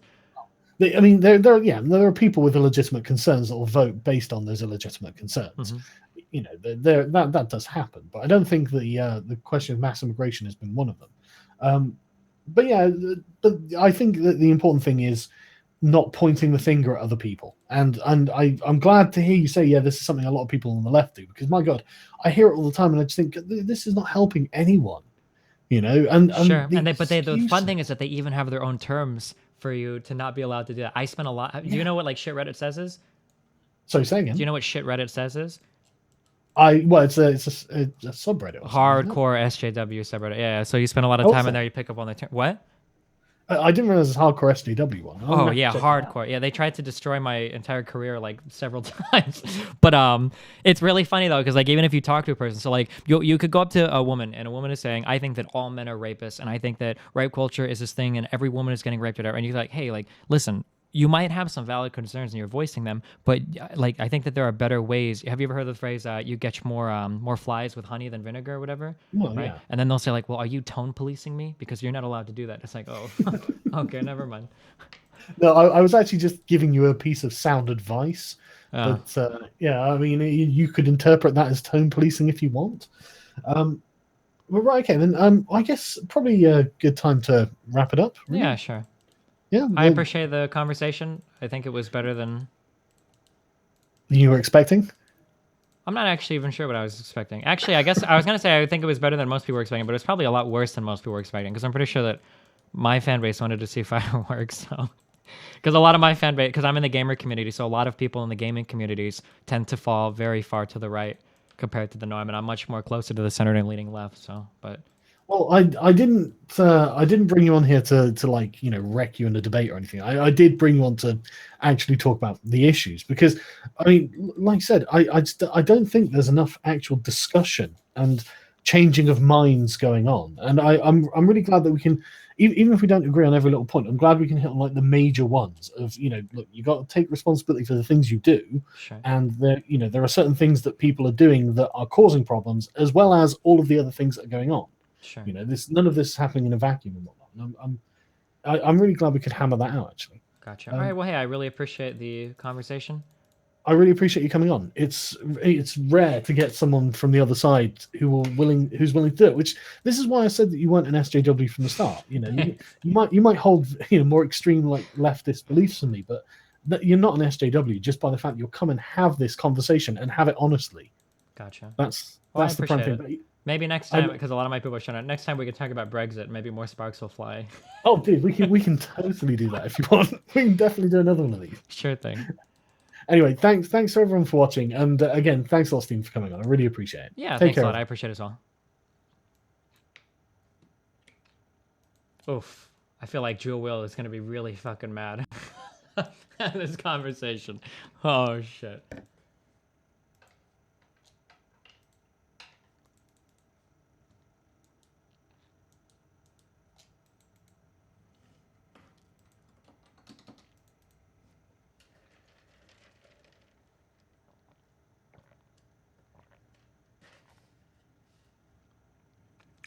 You catch more flies with honey, but you get more honeys being fly. Nice. I'm still not sure if his name if his name is Kyle or Carl. I don't actually know. Carl. Kyle. Carl. Carl. Carl. Carl. Like that? Is it Kyle or Carl? Carl. Carl. I know it's like Schrodinger's first name. You don't actually know what it is until an English person says it for you, or an American person, not English, I should say, because he's actually English. I don't think it's fair to break race discussions down into pure class discussions. The data on subconscious racial bias in hiring, law, policing, etc. is pretty overwhelming. Also, this stuff. Wait, what is this link? Hold on. I'm too scared to click links now. I need an RTBA to click it.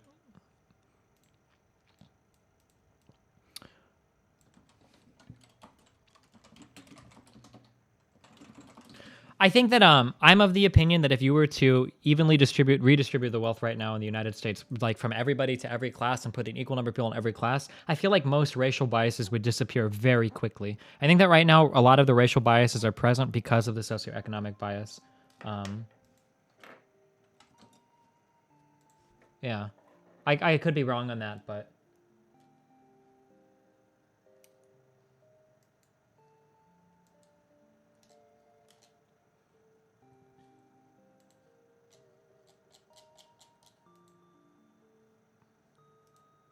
you mean I'm not saying to actually do it. I'm just saying that, like, as a thought experiment, if wealth were equally distributed amongst all of the races in the United States, I feel like you would see a lot of issues of racism vanish. Or like hardcore vanish. Obviously, it's hard to know.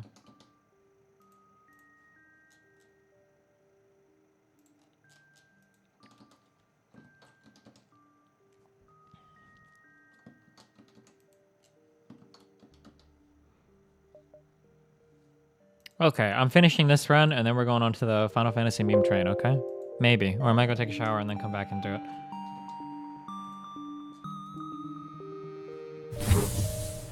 Oh.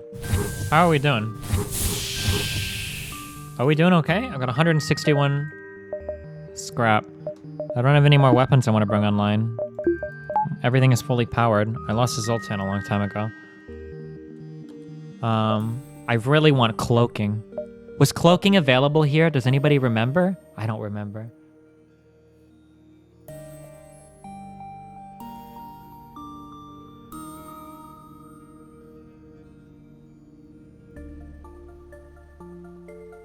Yeah, Banana Thug, that's what I think. There was a cloaking. Are you sure?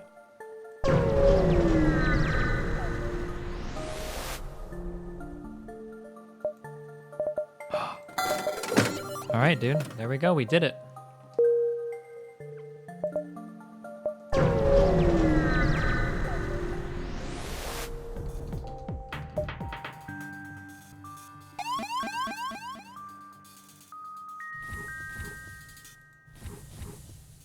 Mantis Boy and Rockman.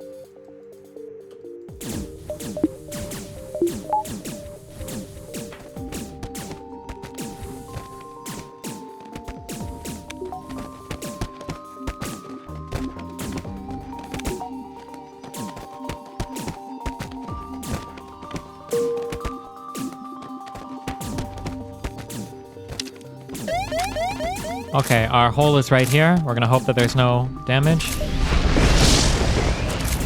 Wait, did that take one tick off my hole or not? Does anybody know? I didn't see it. Fuck.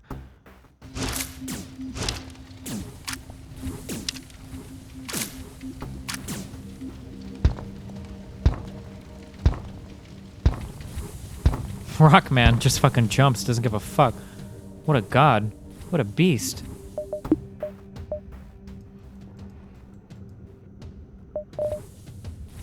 Solar flares take one tick? Well, that's some cuck-ass bullshit.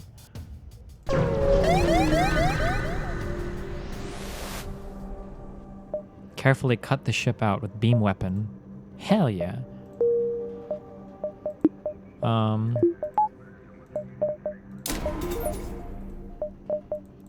We can bring Cloak online. Another store that I can't do anything with.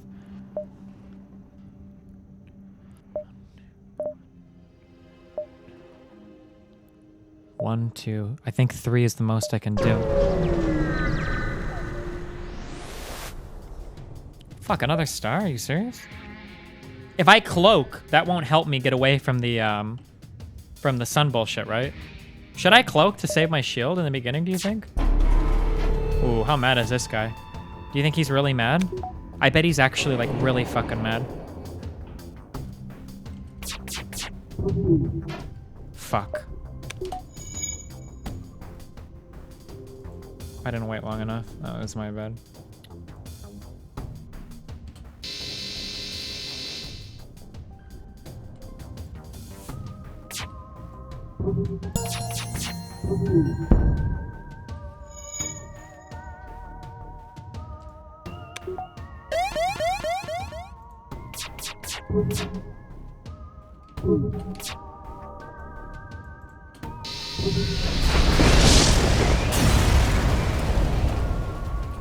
Wait, that solar flare didn't take a tick off. I'm positive it didn't.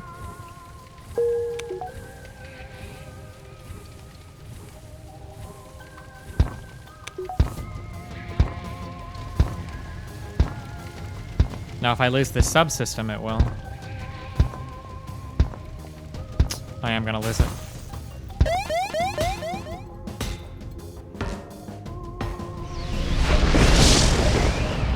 Do you think I have time to go 1, 2, 3?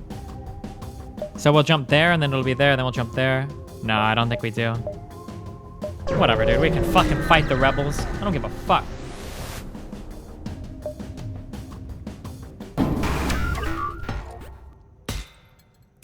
These guys don't have teleporters, so Rockman can...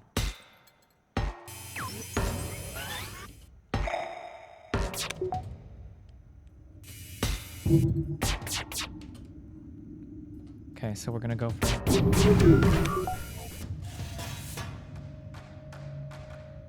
We can only ever hit 2 here? Oh no, wait, we could hit 5 here. Oh, but I won't go after weapons at all if I do that. Do I want to risk that? I don't think their weapons can punch through my shield. Wait, what just happened? Did my laser beam do nothing? Why?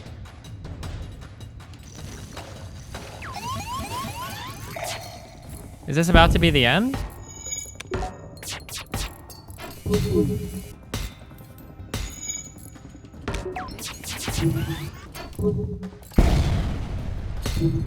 Wait, oh, I blew up a drone. Oh, only 1 hit. Gotcha.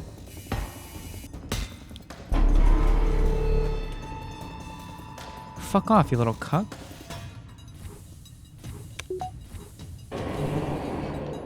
Okay, I need 2 to hit, or 3.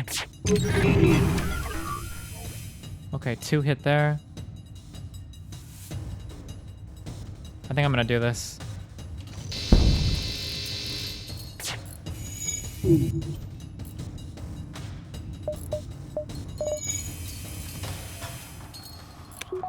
They're probably working on fixing this.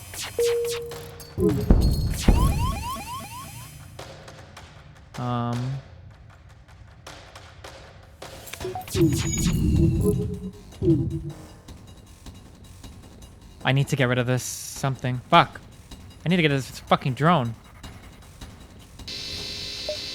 Anti-ship fire drone. That's actually a pretty good offer, right? I think I take that.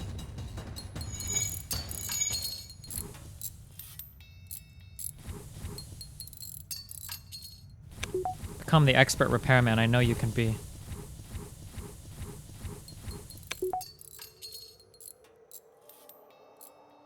What was my first impression of FF15? I don't know, it seems okay. After we die on this run, I'll go back to playing tonight.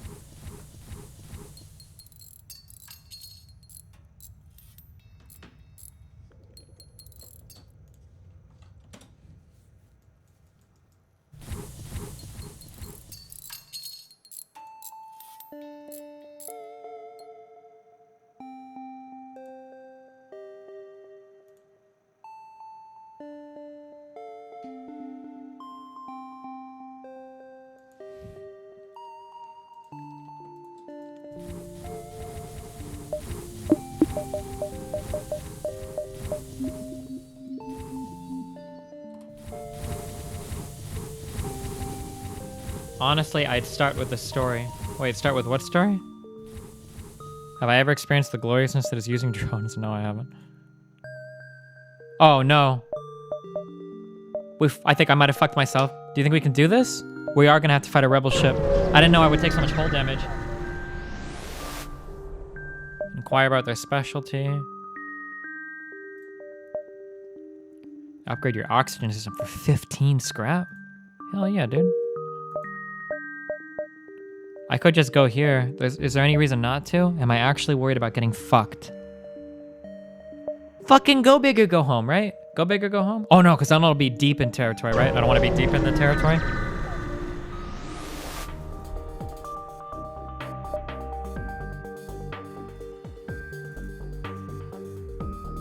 Okay, we're just trying to jump out here, I think. So I'm waiting for him to fire. Oh, he's got 2 of those stealth bombs.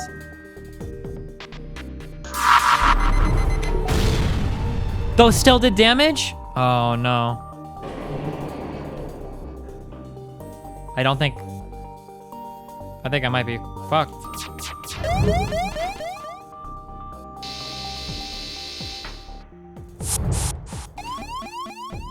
We're halfway there. I think this might be the end, boys.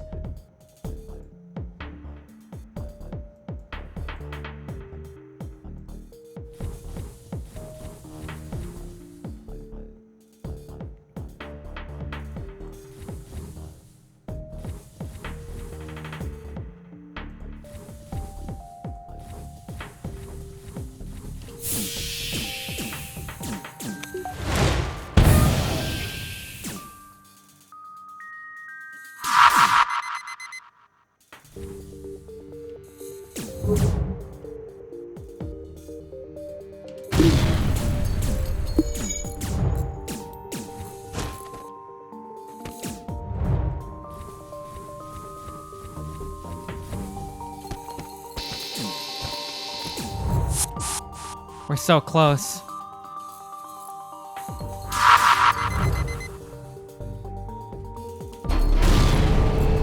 I was cloaked and it still hit? That's a meme, right?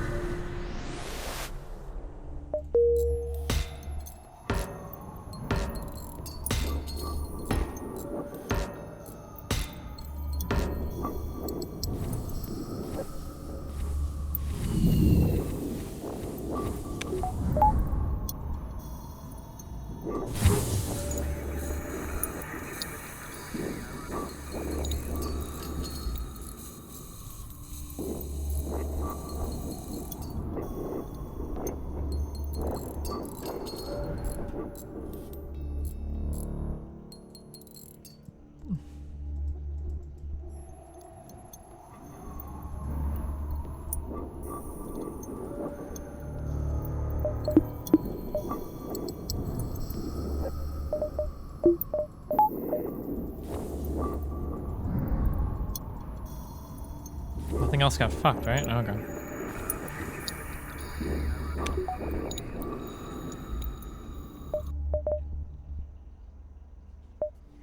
I need like 150 to upgrade my shields again. I could do another shield upgrade right now. 40. That would leave me with 31 scrap. That's enough for like 10 hull, right?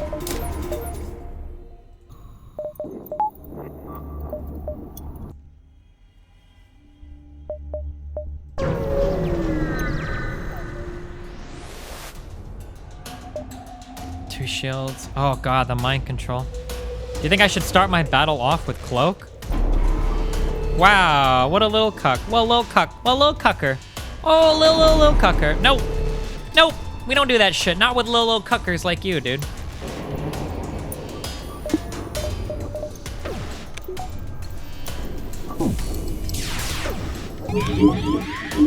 He did it. He did it. Who did he cuck? A guy in weapons? Okay. We're gonna do this here. Wow, 2 misses. Speaking of little cucks. Okay, what about this? I need to hit the fucking mind control though.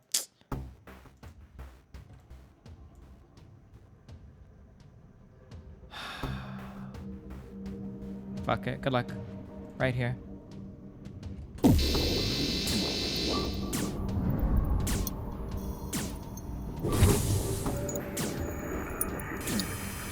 Dude, stop! You're fucking the ship up!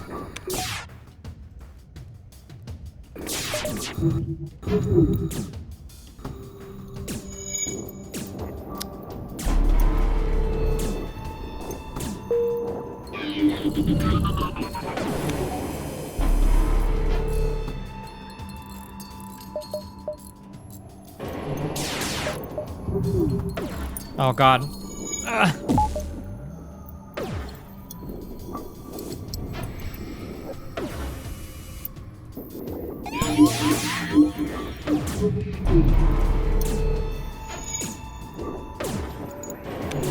Okay, this has to, I have to kill the mind control, never mind. All 3 missed? Is this the end of the run right here then? We're gonna play that kind of shit?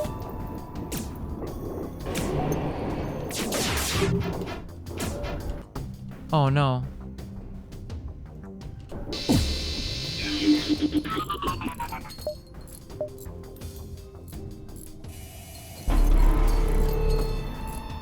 I need more shit to punch through shields, dude. Jump? You want me to run from these scum fuckers?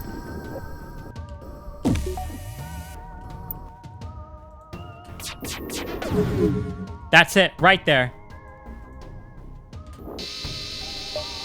No.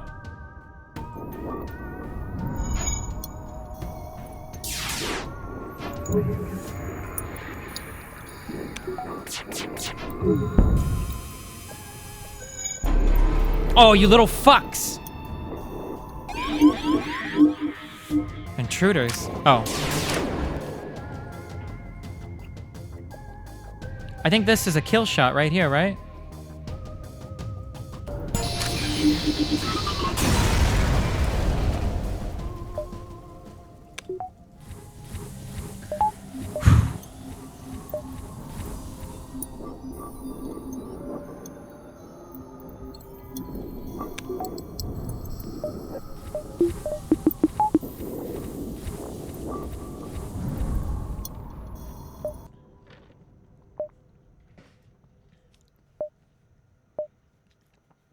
Do you think we need to go to the store? Can we hit these 2 places first? I'll go to the store. I don't know what I want to buy, though. I really, really, really want a better weapon to punch through shields. Or an S-bomb.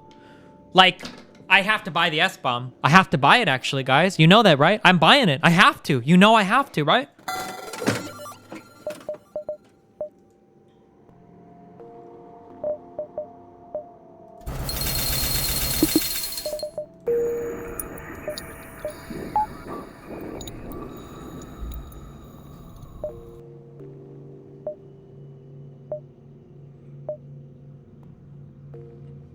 Sell your drone? 25.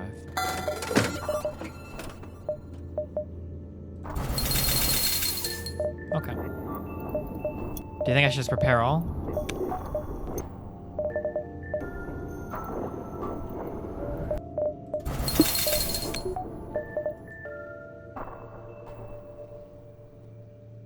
Imagine if you didn't sell the Leto missile launcher. I think that was shit, though. It only does like 1 system damage or whatever. It's garbage.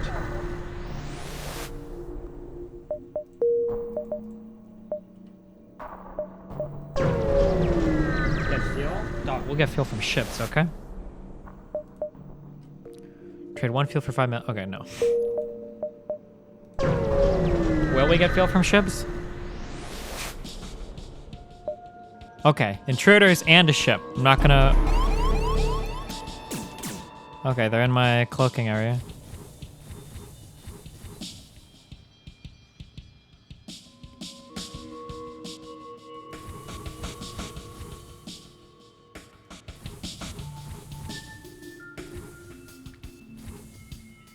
Okay.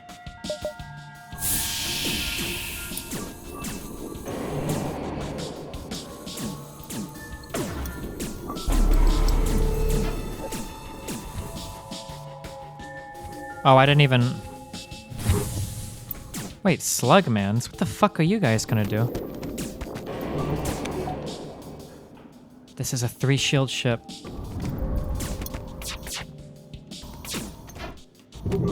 This is gonna be...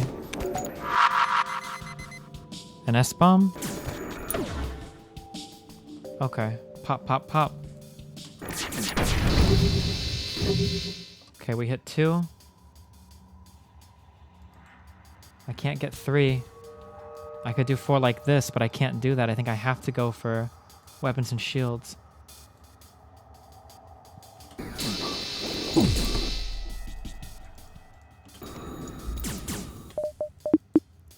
Why is my medbay down? Why do you guys keep cloaking? Mantis, get in there and fuck him up, dude.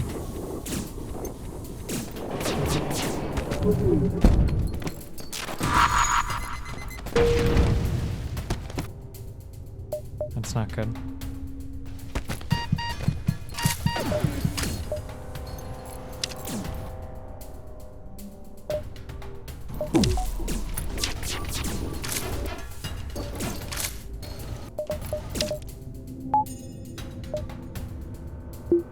Should I S-bomb?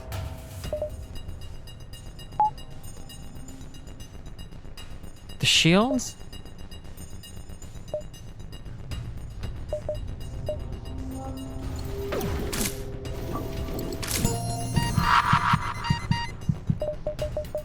Danger, you're inside a nebula. What did they do to fuck my medbay? Ion storm bullshit. So now an unlucky shot is gonna kill.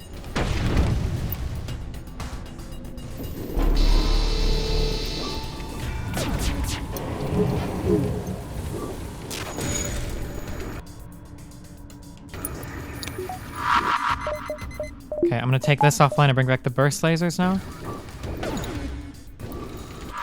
Oh my god, did I have to wait for it to go off or something? Are you serious?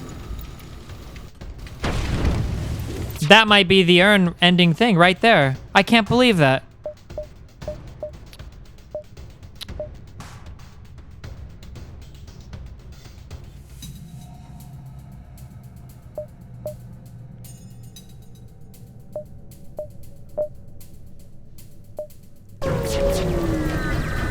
Why is my guy losing health while I'm jumping? No! He's got 3 shields as well?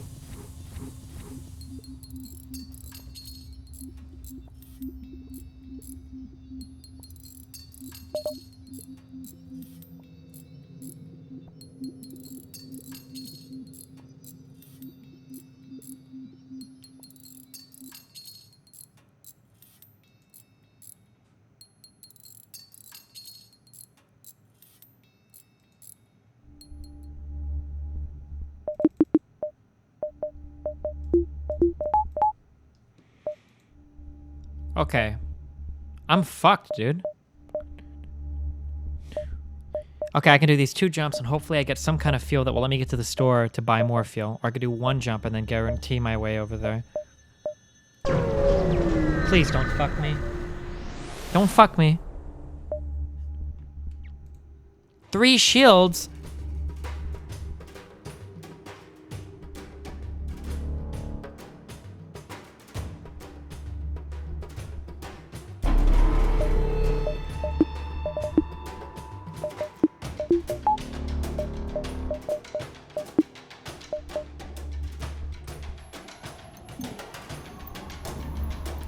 This thing looks scary as fuck.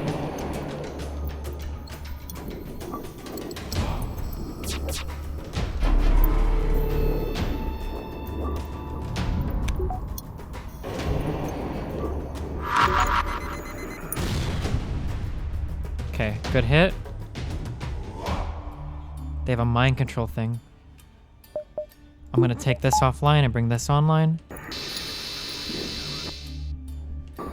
Wait! It wasn't a good enough hit. It wasn't a good enough hit. It wasn't a good enough hit. That's what just happened.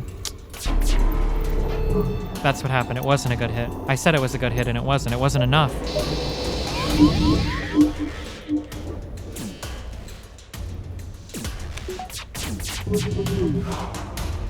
Oh my god, and I did that too early. Dude, I deserve to die. Just end my life. Let's go play Final Fantasy.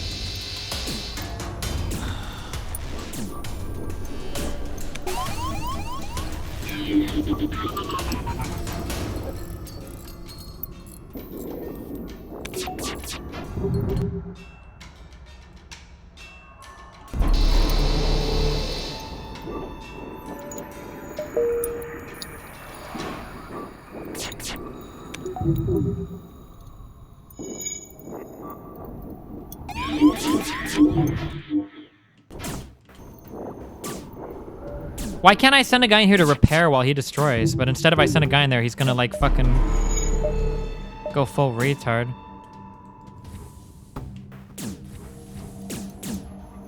Like, I don't want these guys to fight. I just want him to not be a fucking dick.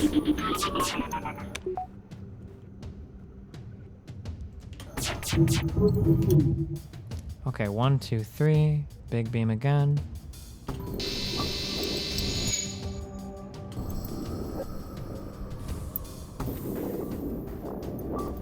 I just need 1 shot. Wait, I shouldn't risk it. There's no reason to risk it. I would need all 3 to hit in order to score that kill. 1, 2, 3. Right there. Boom, baby. 3 fuel. What a dick, and I didn't get anything extra.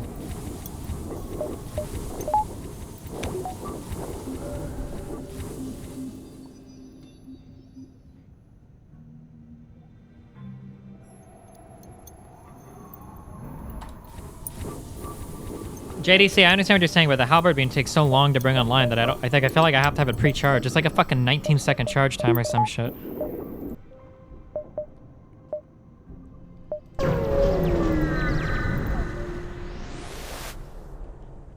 Have your mantis oversee the repairs.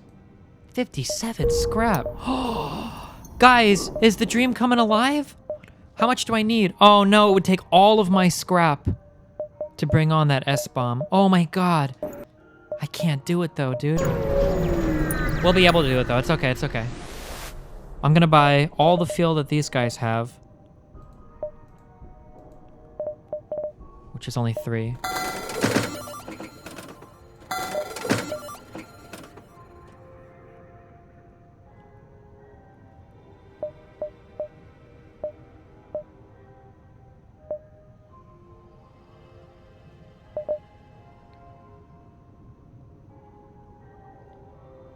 Are donations turned off? I don't think so. Okay. I need 1 more. I just need 1 more scrap. I'll get it from here. And then I will be able to bring this. Actually, I can even do it right now. And then I'll just unpower like oxygen, I guess, at the start of the next fight.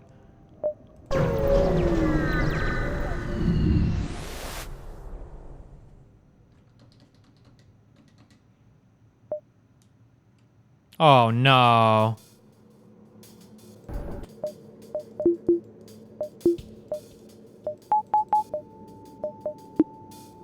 If I put a guy in here, can a guy provide 2 things? Yes, they can. Okay. Wait, no, they can't.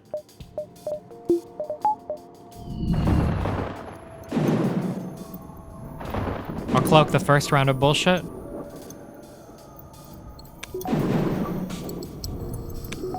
Okay, S-bomb. His shield. Actually, I don't think I need to bomb anything here.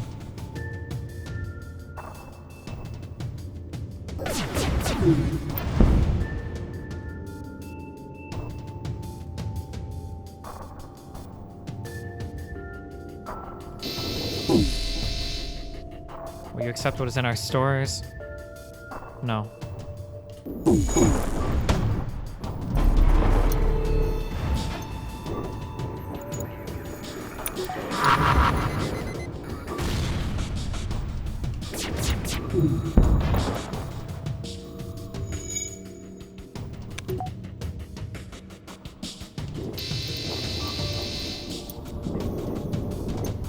No, no, no. No, that's not gonna do damage. Kill him! Thank you.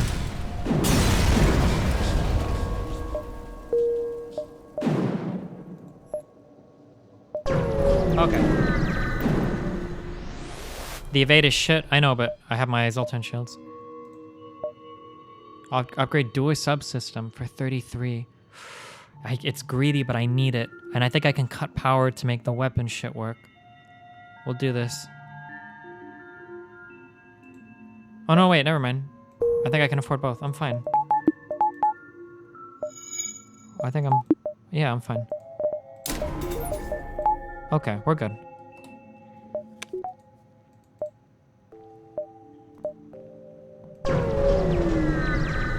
Yeah, I have a scrap recovery on.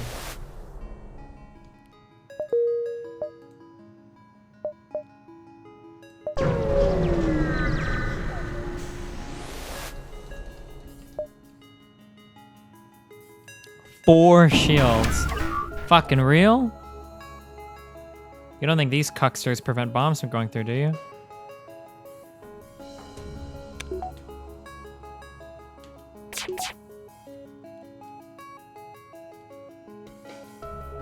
I don't know what the fuck that weapon is, but it looks scary as fuck. Okay, we're gonna bomb this. I'm gonna fire 3 lasers.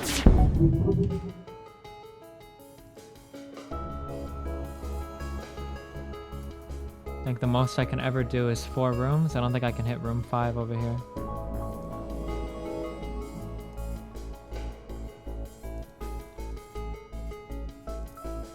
But I think this is actually a better hit. Well, I don't know. Maybe taking out these drones is good. I'm not sure.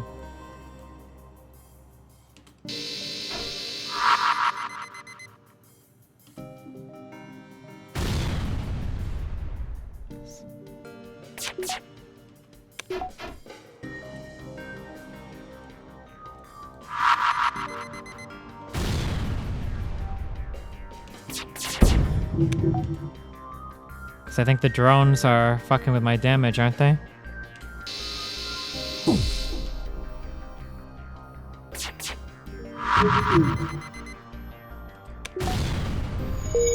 Fuck. I don't even know why I shot. I killed a drone, I guess. Whatever.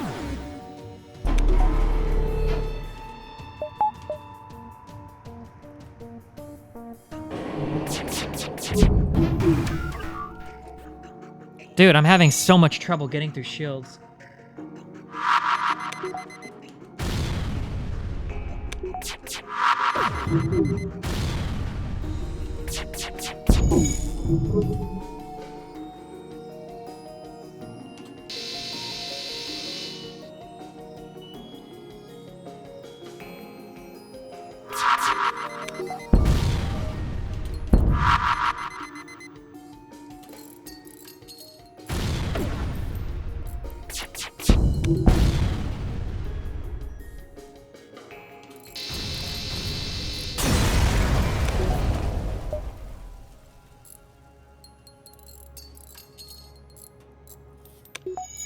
think your donations are off?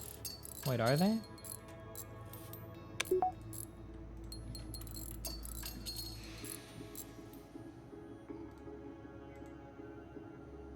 The last one it shows me getting is from the guy that donated before.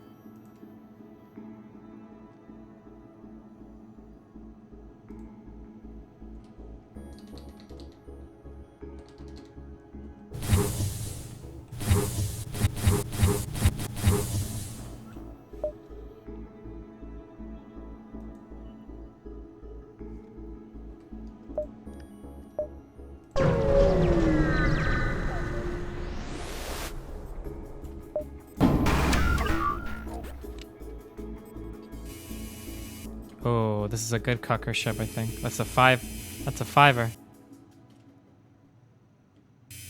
I think it's best to blow your cloak right in the beginning. What was that?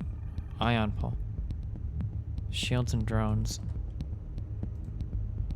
I don't think I should have done that.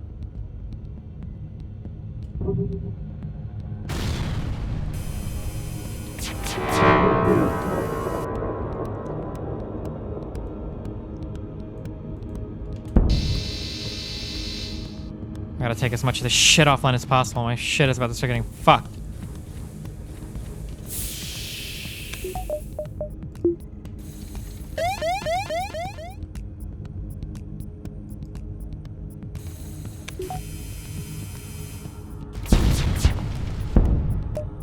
Five, Phil. Yeah, I'll take that shit.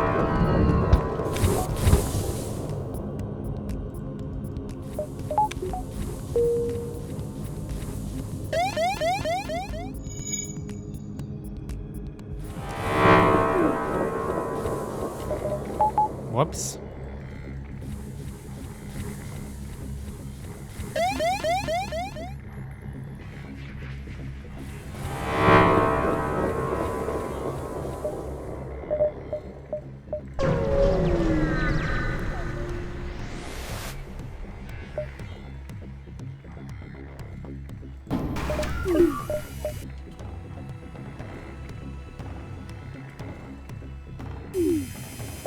These little cucker drones are so obnoxious.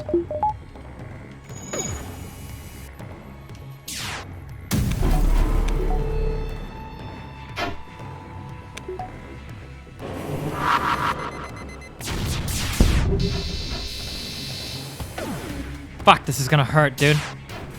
You think?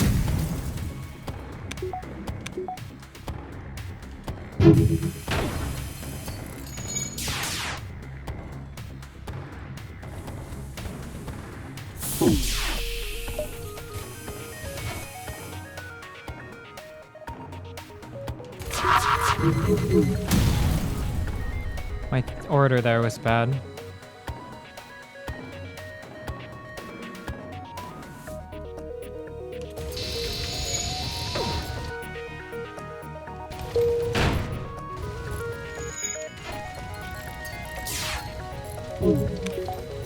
I need to let the bomb explode first. Now with the shields completely down.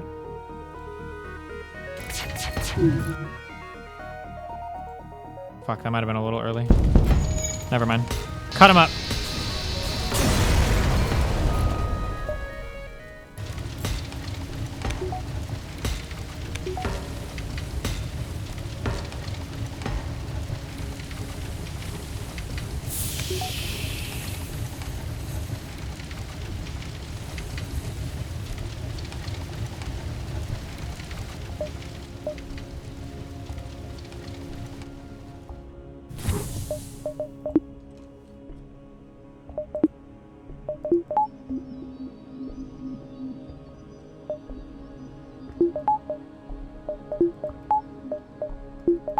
I don't think this is the urn. I don't think I have enough to punch through shields. I think starting off with this halberd beam is rough because the other races all start off with things that actually can do damage to shields, but these guys can't, it seems.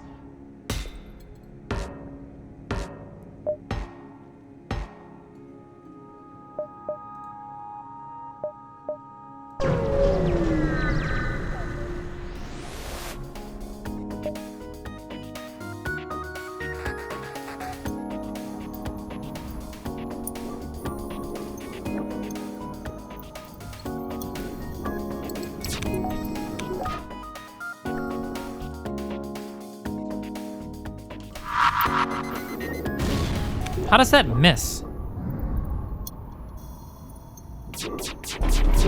Fuck you, dude.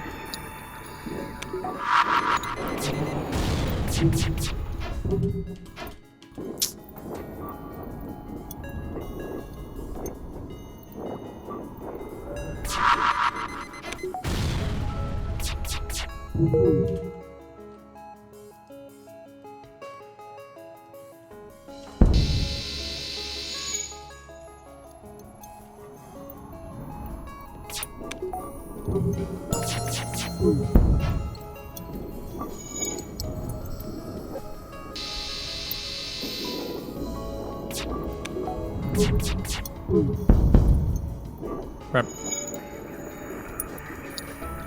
About to buy a blue snowball. Do you have a sponsor link? Nope. Just tweet out that you bought it and add us in the tweet so I can retweet it and they'll like me for it.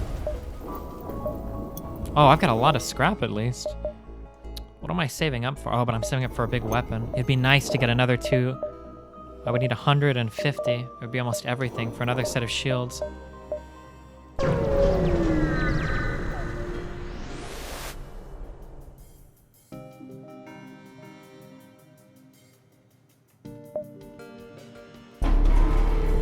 Holy fuck, that's a lot of weapons. Upgrade your cloak? Oh yeah, I could throw an upgrade to that.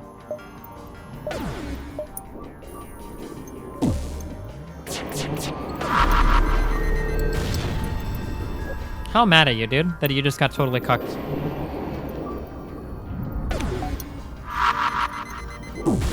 Okay, 2 damage there. Can I go for a Forzer? Ooh.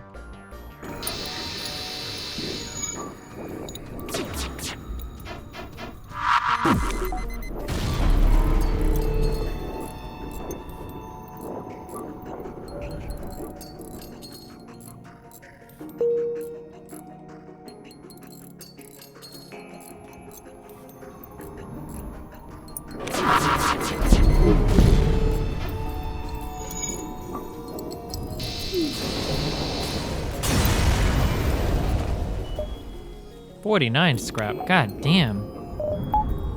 I'll throw another upgrade at my cloak.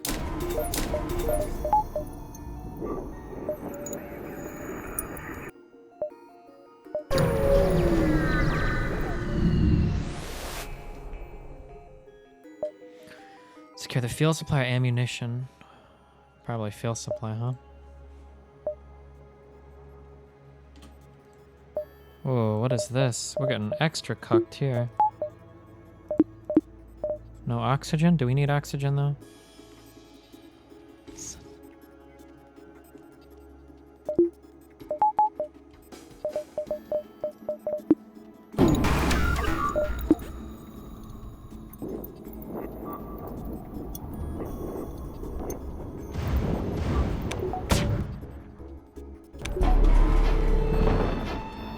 Okay, so we're gonna go shields here. Boom. And then we go laser beams here.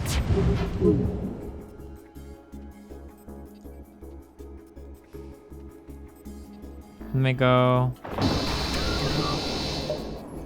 maximum memes. I can depower this? Oh no, it's locked.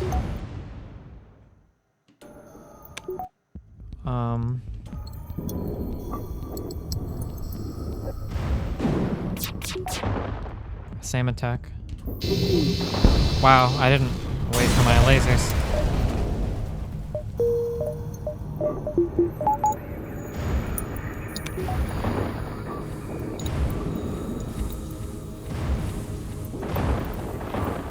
Fuck, dude, I just need one more. If I get one more shield, like one more burst laser 2, then it's all ogre, I think.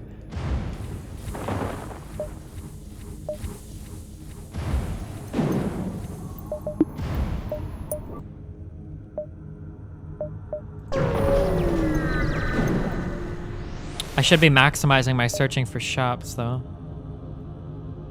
Wait, what?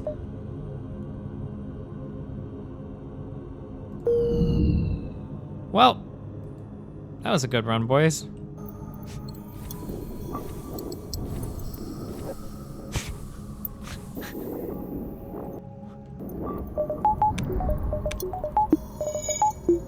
I thought that was a pretty. I thought we had a pretty good run. You guys think we had a pretty good run? I think we had a pretty good run.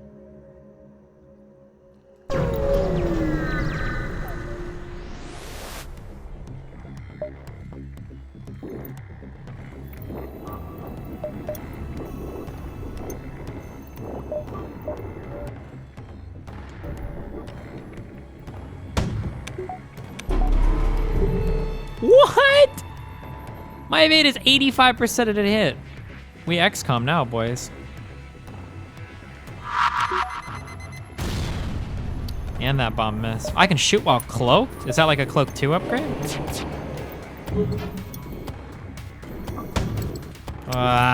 Oh wait, I still have shield a little bit. Okay, boom. Boom.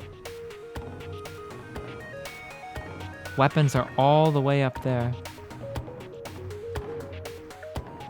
Oh, we can get it, baby. Easy.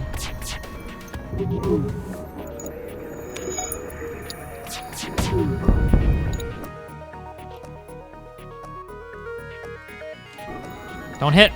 Nice. One more. Not enough fuel. Or scrap. Give me that 50 scrap. Give me that good 48 scrap. Give me that good 48 scrap. That's what I'm talking about. Right there, baby. Right there, baby.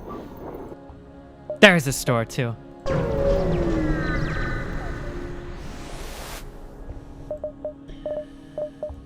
God damn it.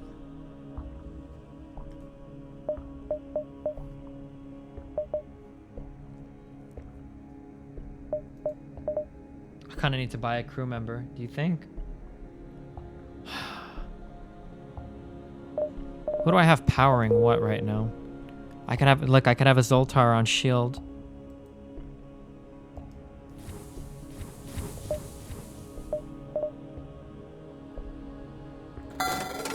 Fuck, that hurts to buy. Well, it doesn't hurt as much, I guess, since at least I free up a power slot. If you are hacking, you can take all their shields away. I don't believe in hacking. It's, what would Hillary Clinton say if she knew that we were embracing that type of lifestyle, guys?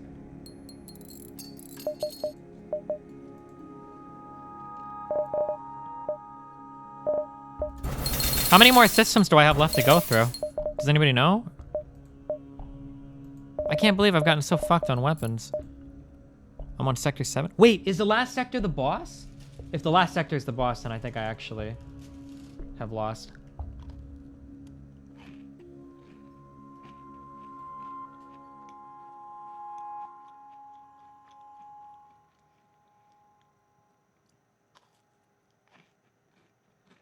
Hacking max level can take down a 4-shield ship.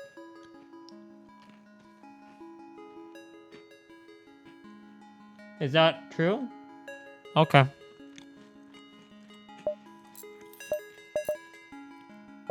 Then we have no choice.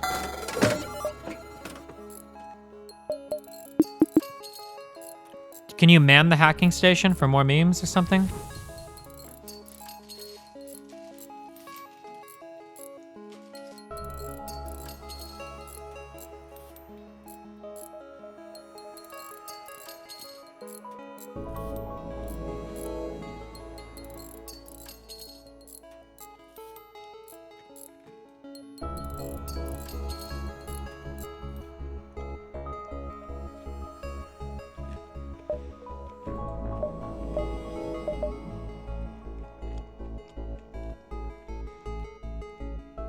Should I just go full hacking upgrades? Upgrade it to the max?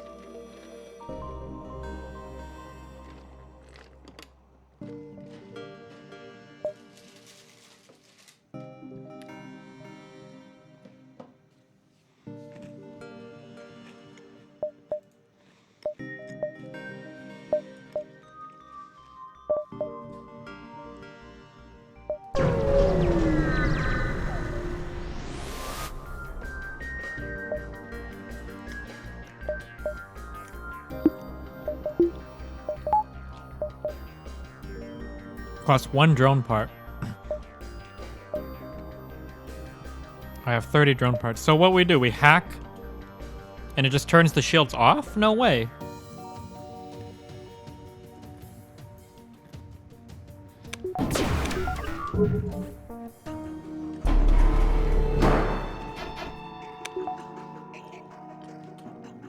So what, is it actually turning them off right now? Or is this RNG based?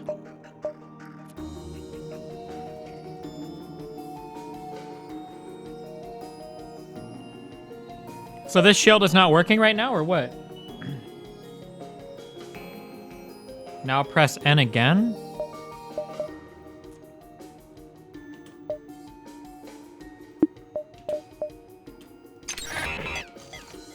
And now it's not working, for real? Because it still looks like they have... Or do I have to wait for that bar to go down, and then they have no shield?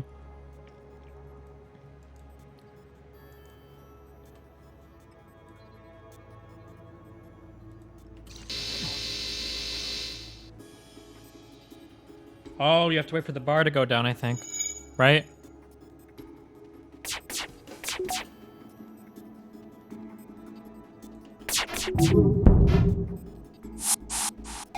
Fuck.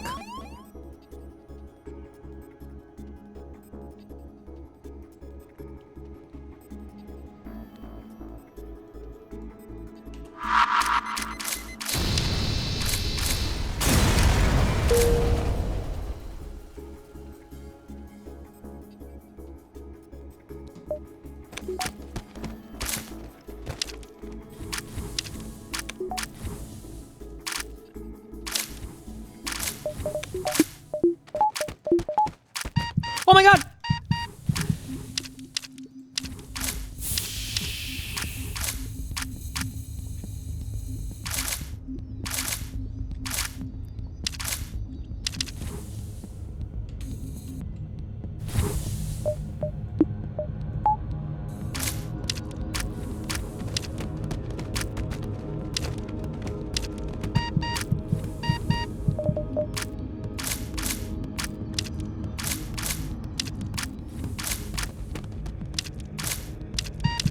Fucking Charlie, dude.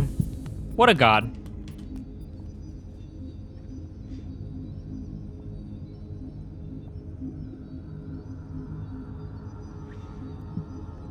So does the hacking thing actually drain all of their shields or just some of their shields or what? Oh, it drains it for 4. I understand. Never mind. Okay, okay. Okay, so we're gonna upgrade this at least one more level for sure.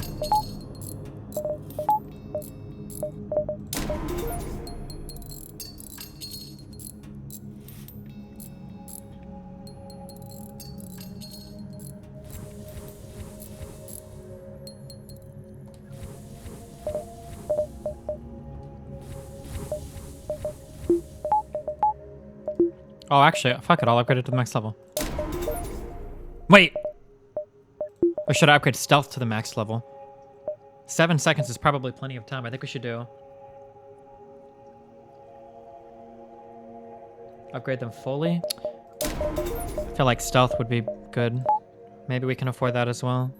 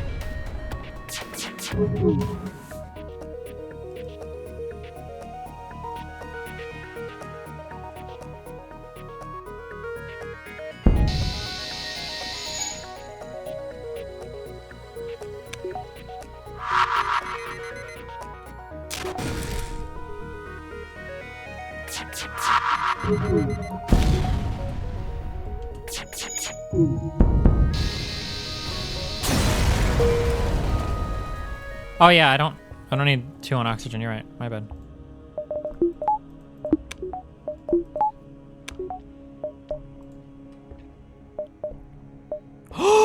I can't reach that. Oh, from there I never realized that. Fuck.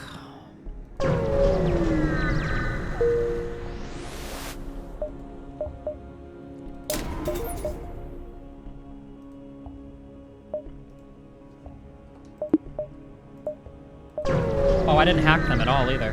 Whoops. They're looking to improve your reactor? Oh, hell yeah, dude. That's exactly what I need. Dude, my reactor on my other runs was so much better. Fuck, we got fucked hard this run. But we can max out cloak now. This setup is abysmal. Good luck.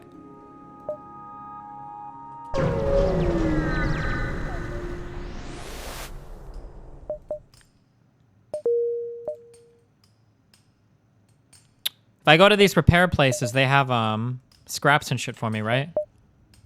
Do I have time to make it to both of these repair places, do you think? Or no?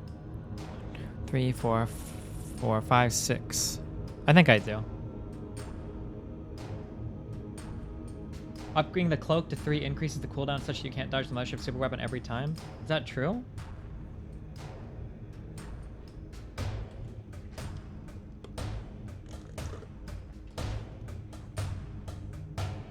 Nope, no chance.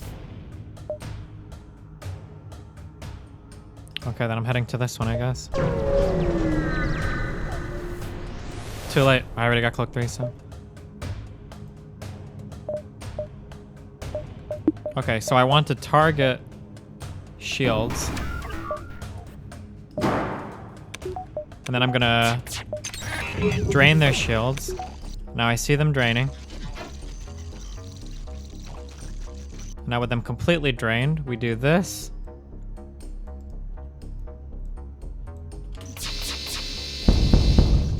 Okay, I understand.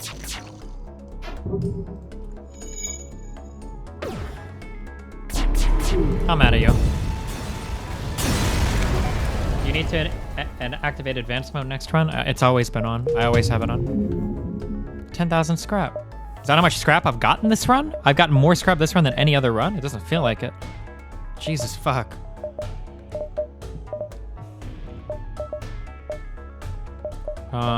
I think we start upping. I can't buy anything else, right? So I probably just want to start upping engines.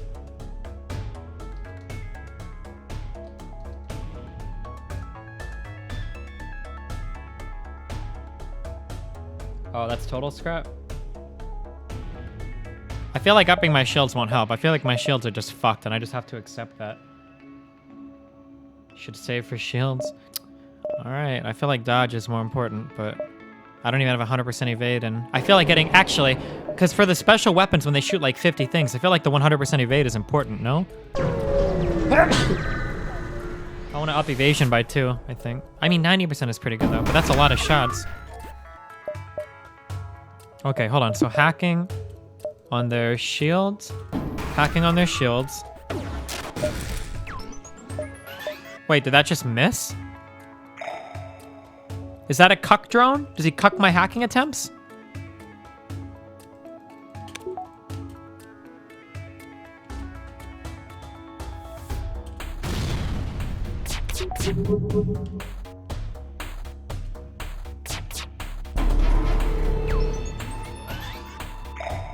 Are those drones 100%ers or what?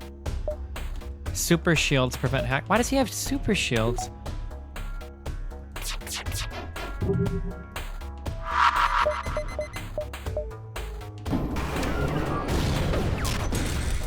He shot down another one. Oh no. So hacking gets cucked. I'm getting cucked.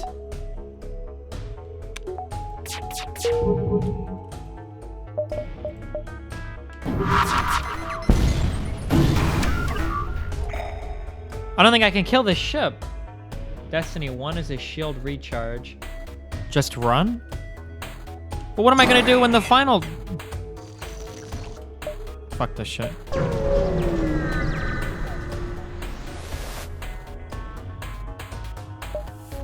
Attempt to cloak and access the cache.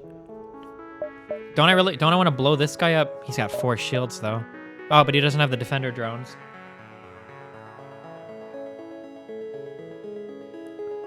I'm going to... I should just attack it and blow it up, right?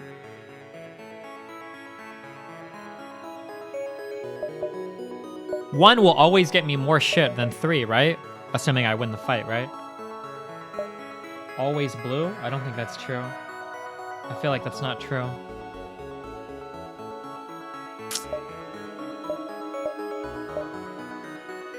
Look, now I got nothing from the thing and I can't even get the things from blowing this guy up.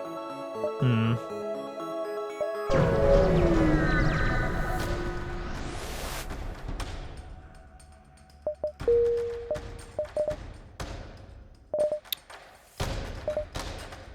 Dude, I'm so fucked.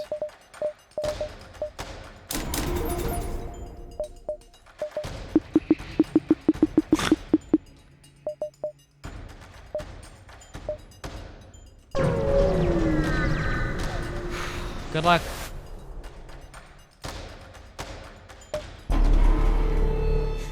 I think I'm fucked. He doesn't have a drone at least. I think I'm fucked though. Do you think I'm fucked? I feel kind of fucked.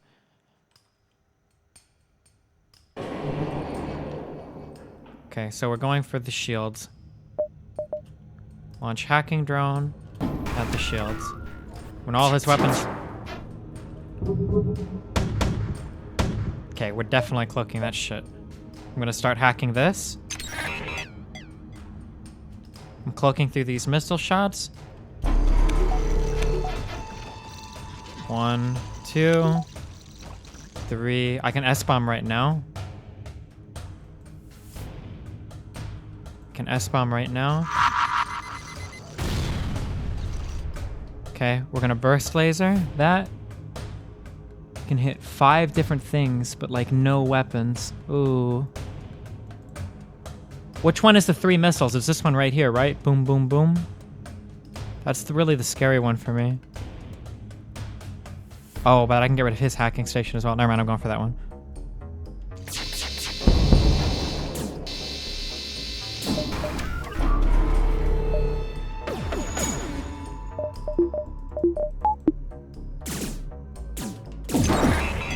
Okay, he hacked my hacking. I'm bringing another layer of shields up and cutting the oxygen. I'm gonna cut another engine.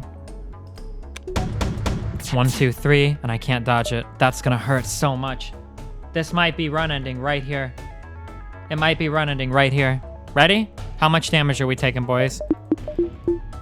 Shields aren't gonna help at all, so I'm gonna turn engines up to max. 2 hit. Oh my god. Okay, we S-bomb the shields.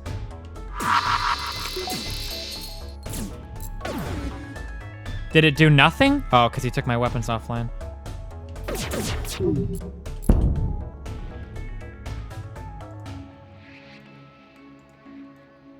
Wait, did we ever have 5 rooms? Were we ever hitting 5 rooms? Am I crazy?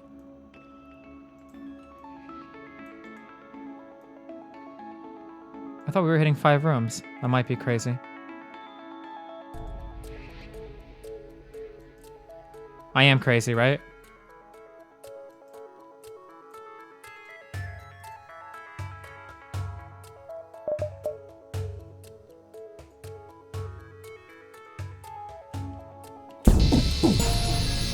Okay. Okay, we did okay here.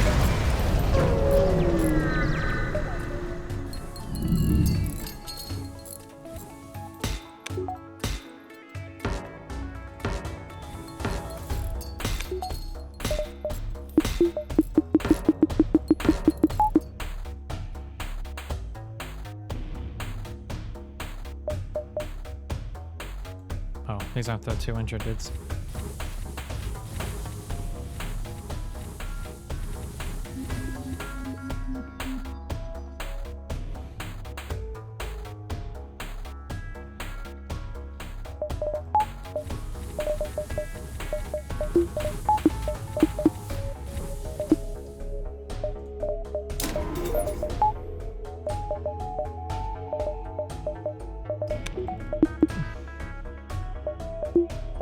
Okay, I'm gonna cut cloaking down to 2. I shouldn't have upgraded it, huh? That was a mistake. Alright.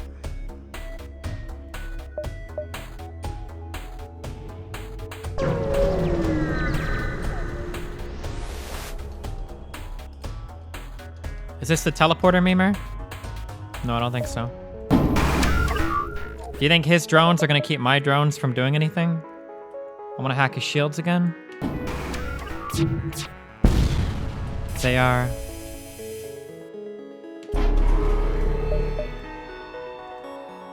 I just want to like let loose with everything, right? So I can try to blow his drones up, I think.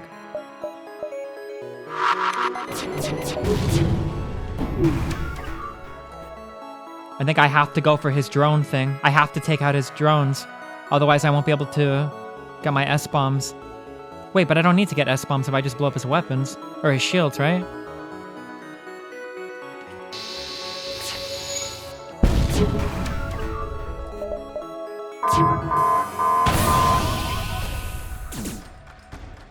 Oh no.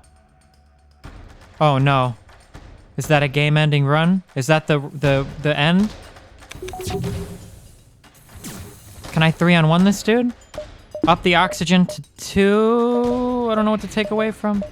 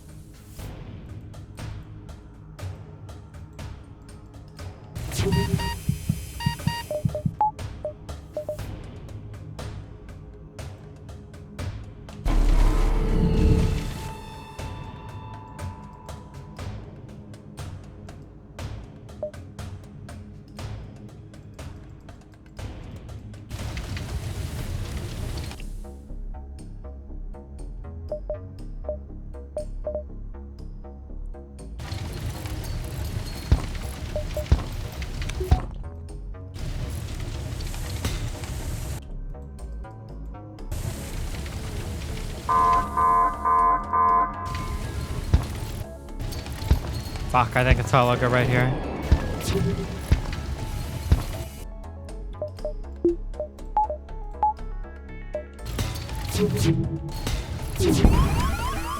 Rip.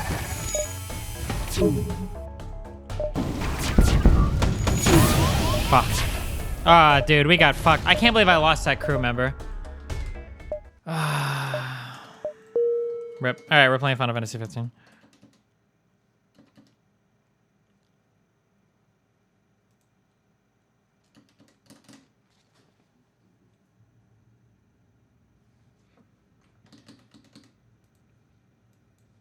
You really need to save your cloak for the events. If I hadn't cloaked, I was 100% beforehand dead, dog. But thank you for the 100% zero context advice.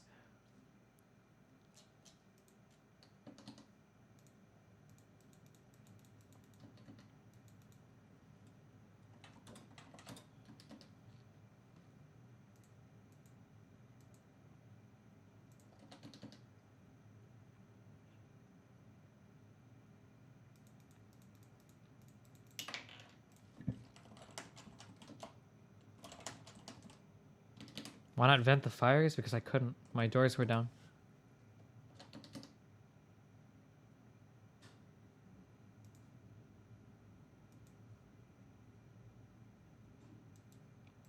Okay, I'm gonna go take a shower and stuff, and then I will be back in about an hour, and we will play the Final Fantasy memes, okay?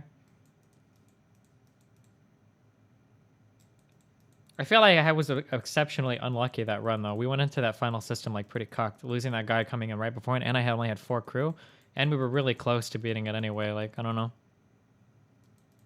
I'm not sure. I feel like the boss fight shouldn't be the hardest part of that game. It doesn't seem like it. Like, and I don't know. There were so many bad things going into that system. I feel like it's kind of dumb to say that, like, oh, well, if you lose to the boss, like, that's really easy because you can get fucked so many ways by RNG. I don't know. I feel like you have to get fucked a lot to go in, like, really badly, but I don't know. All right, I'll be back in a bit.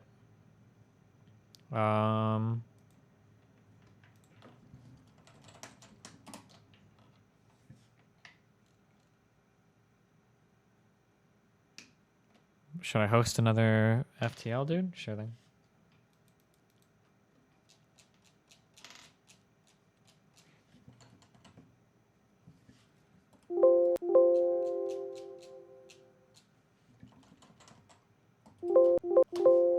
Why doesn't it show up? Oh, wait, I'm not marked as playing in a game right now, am I? Fuck.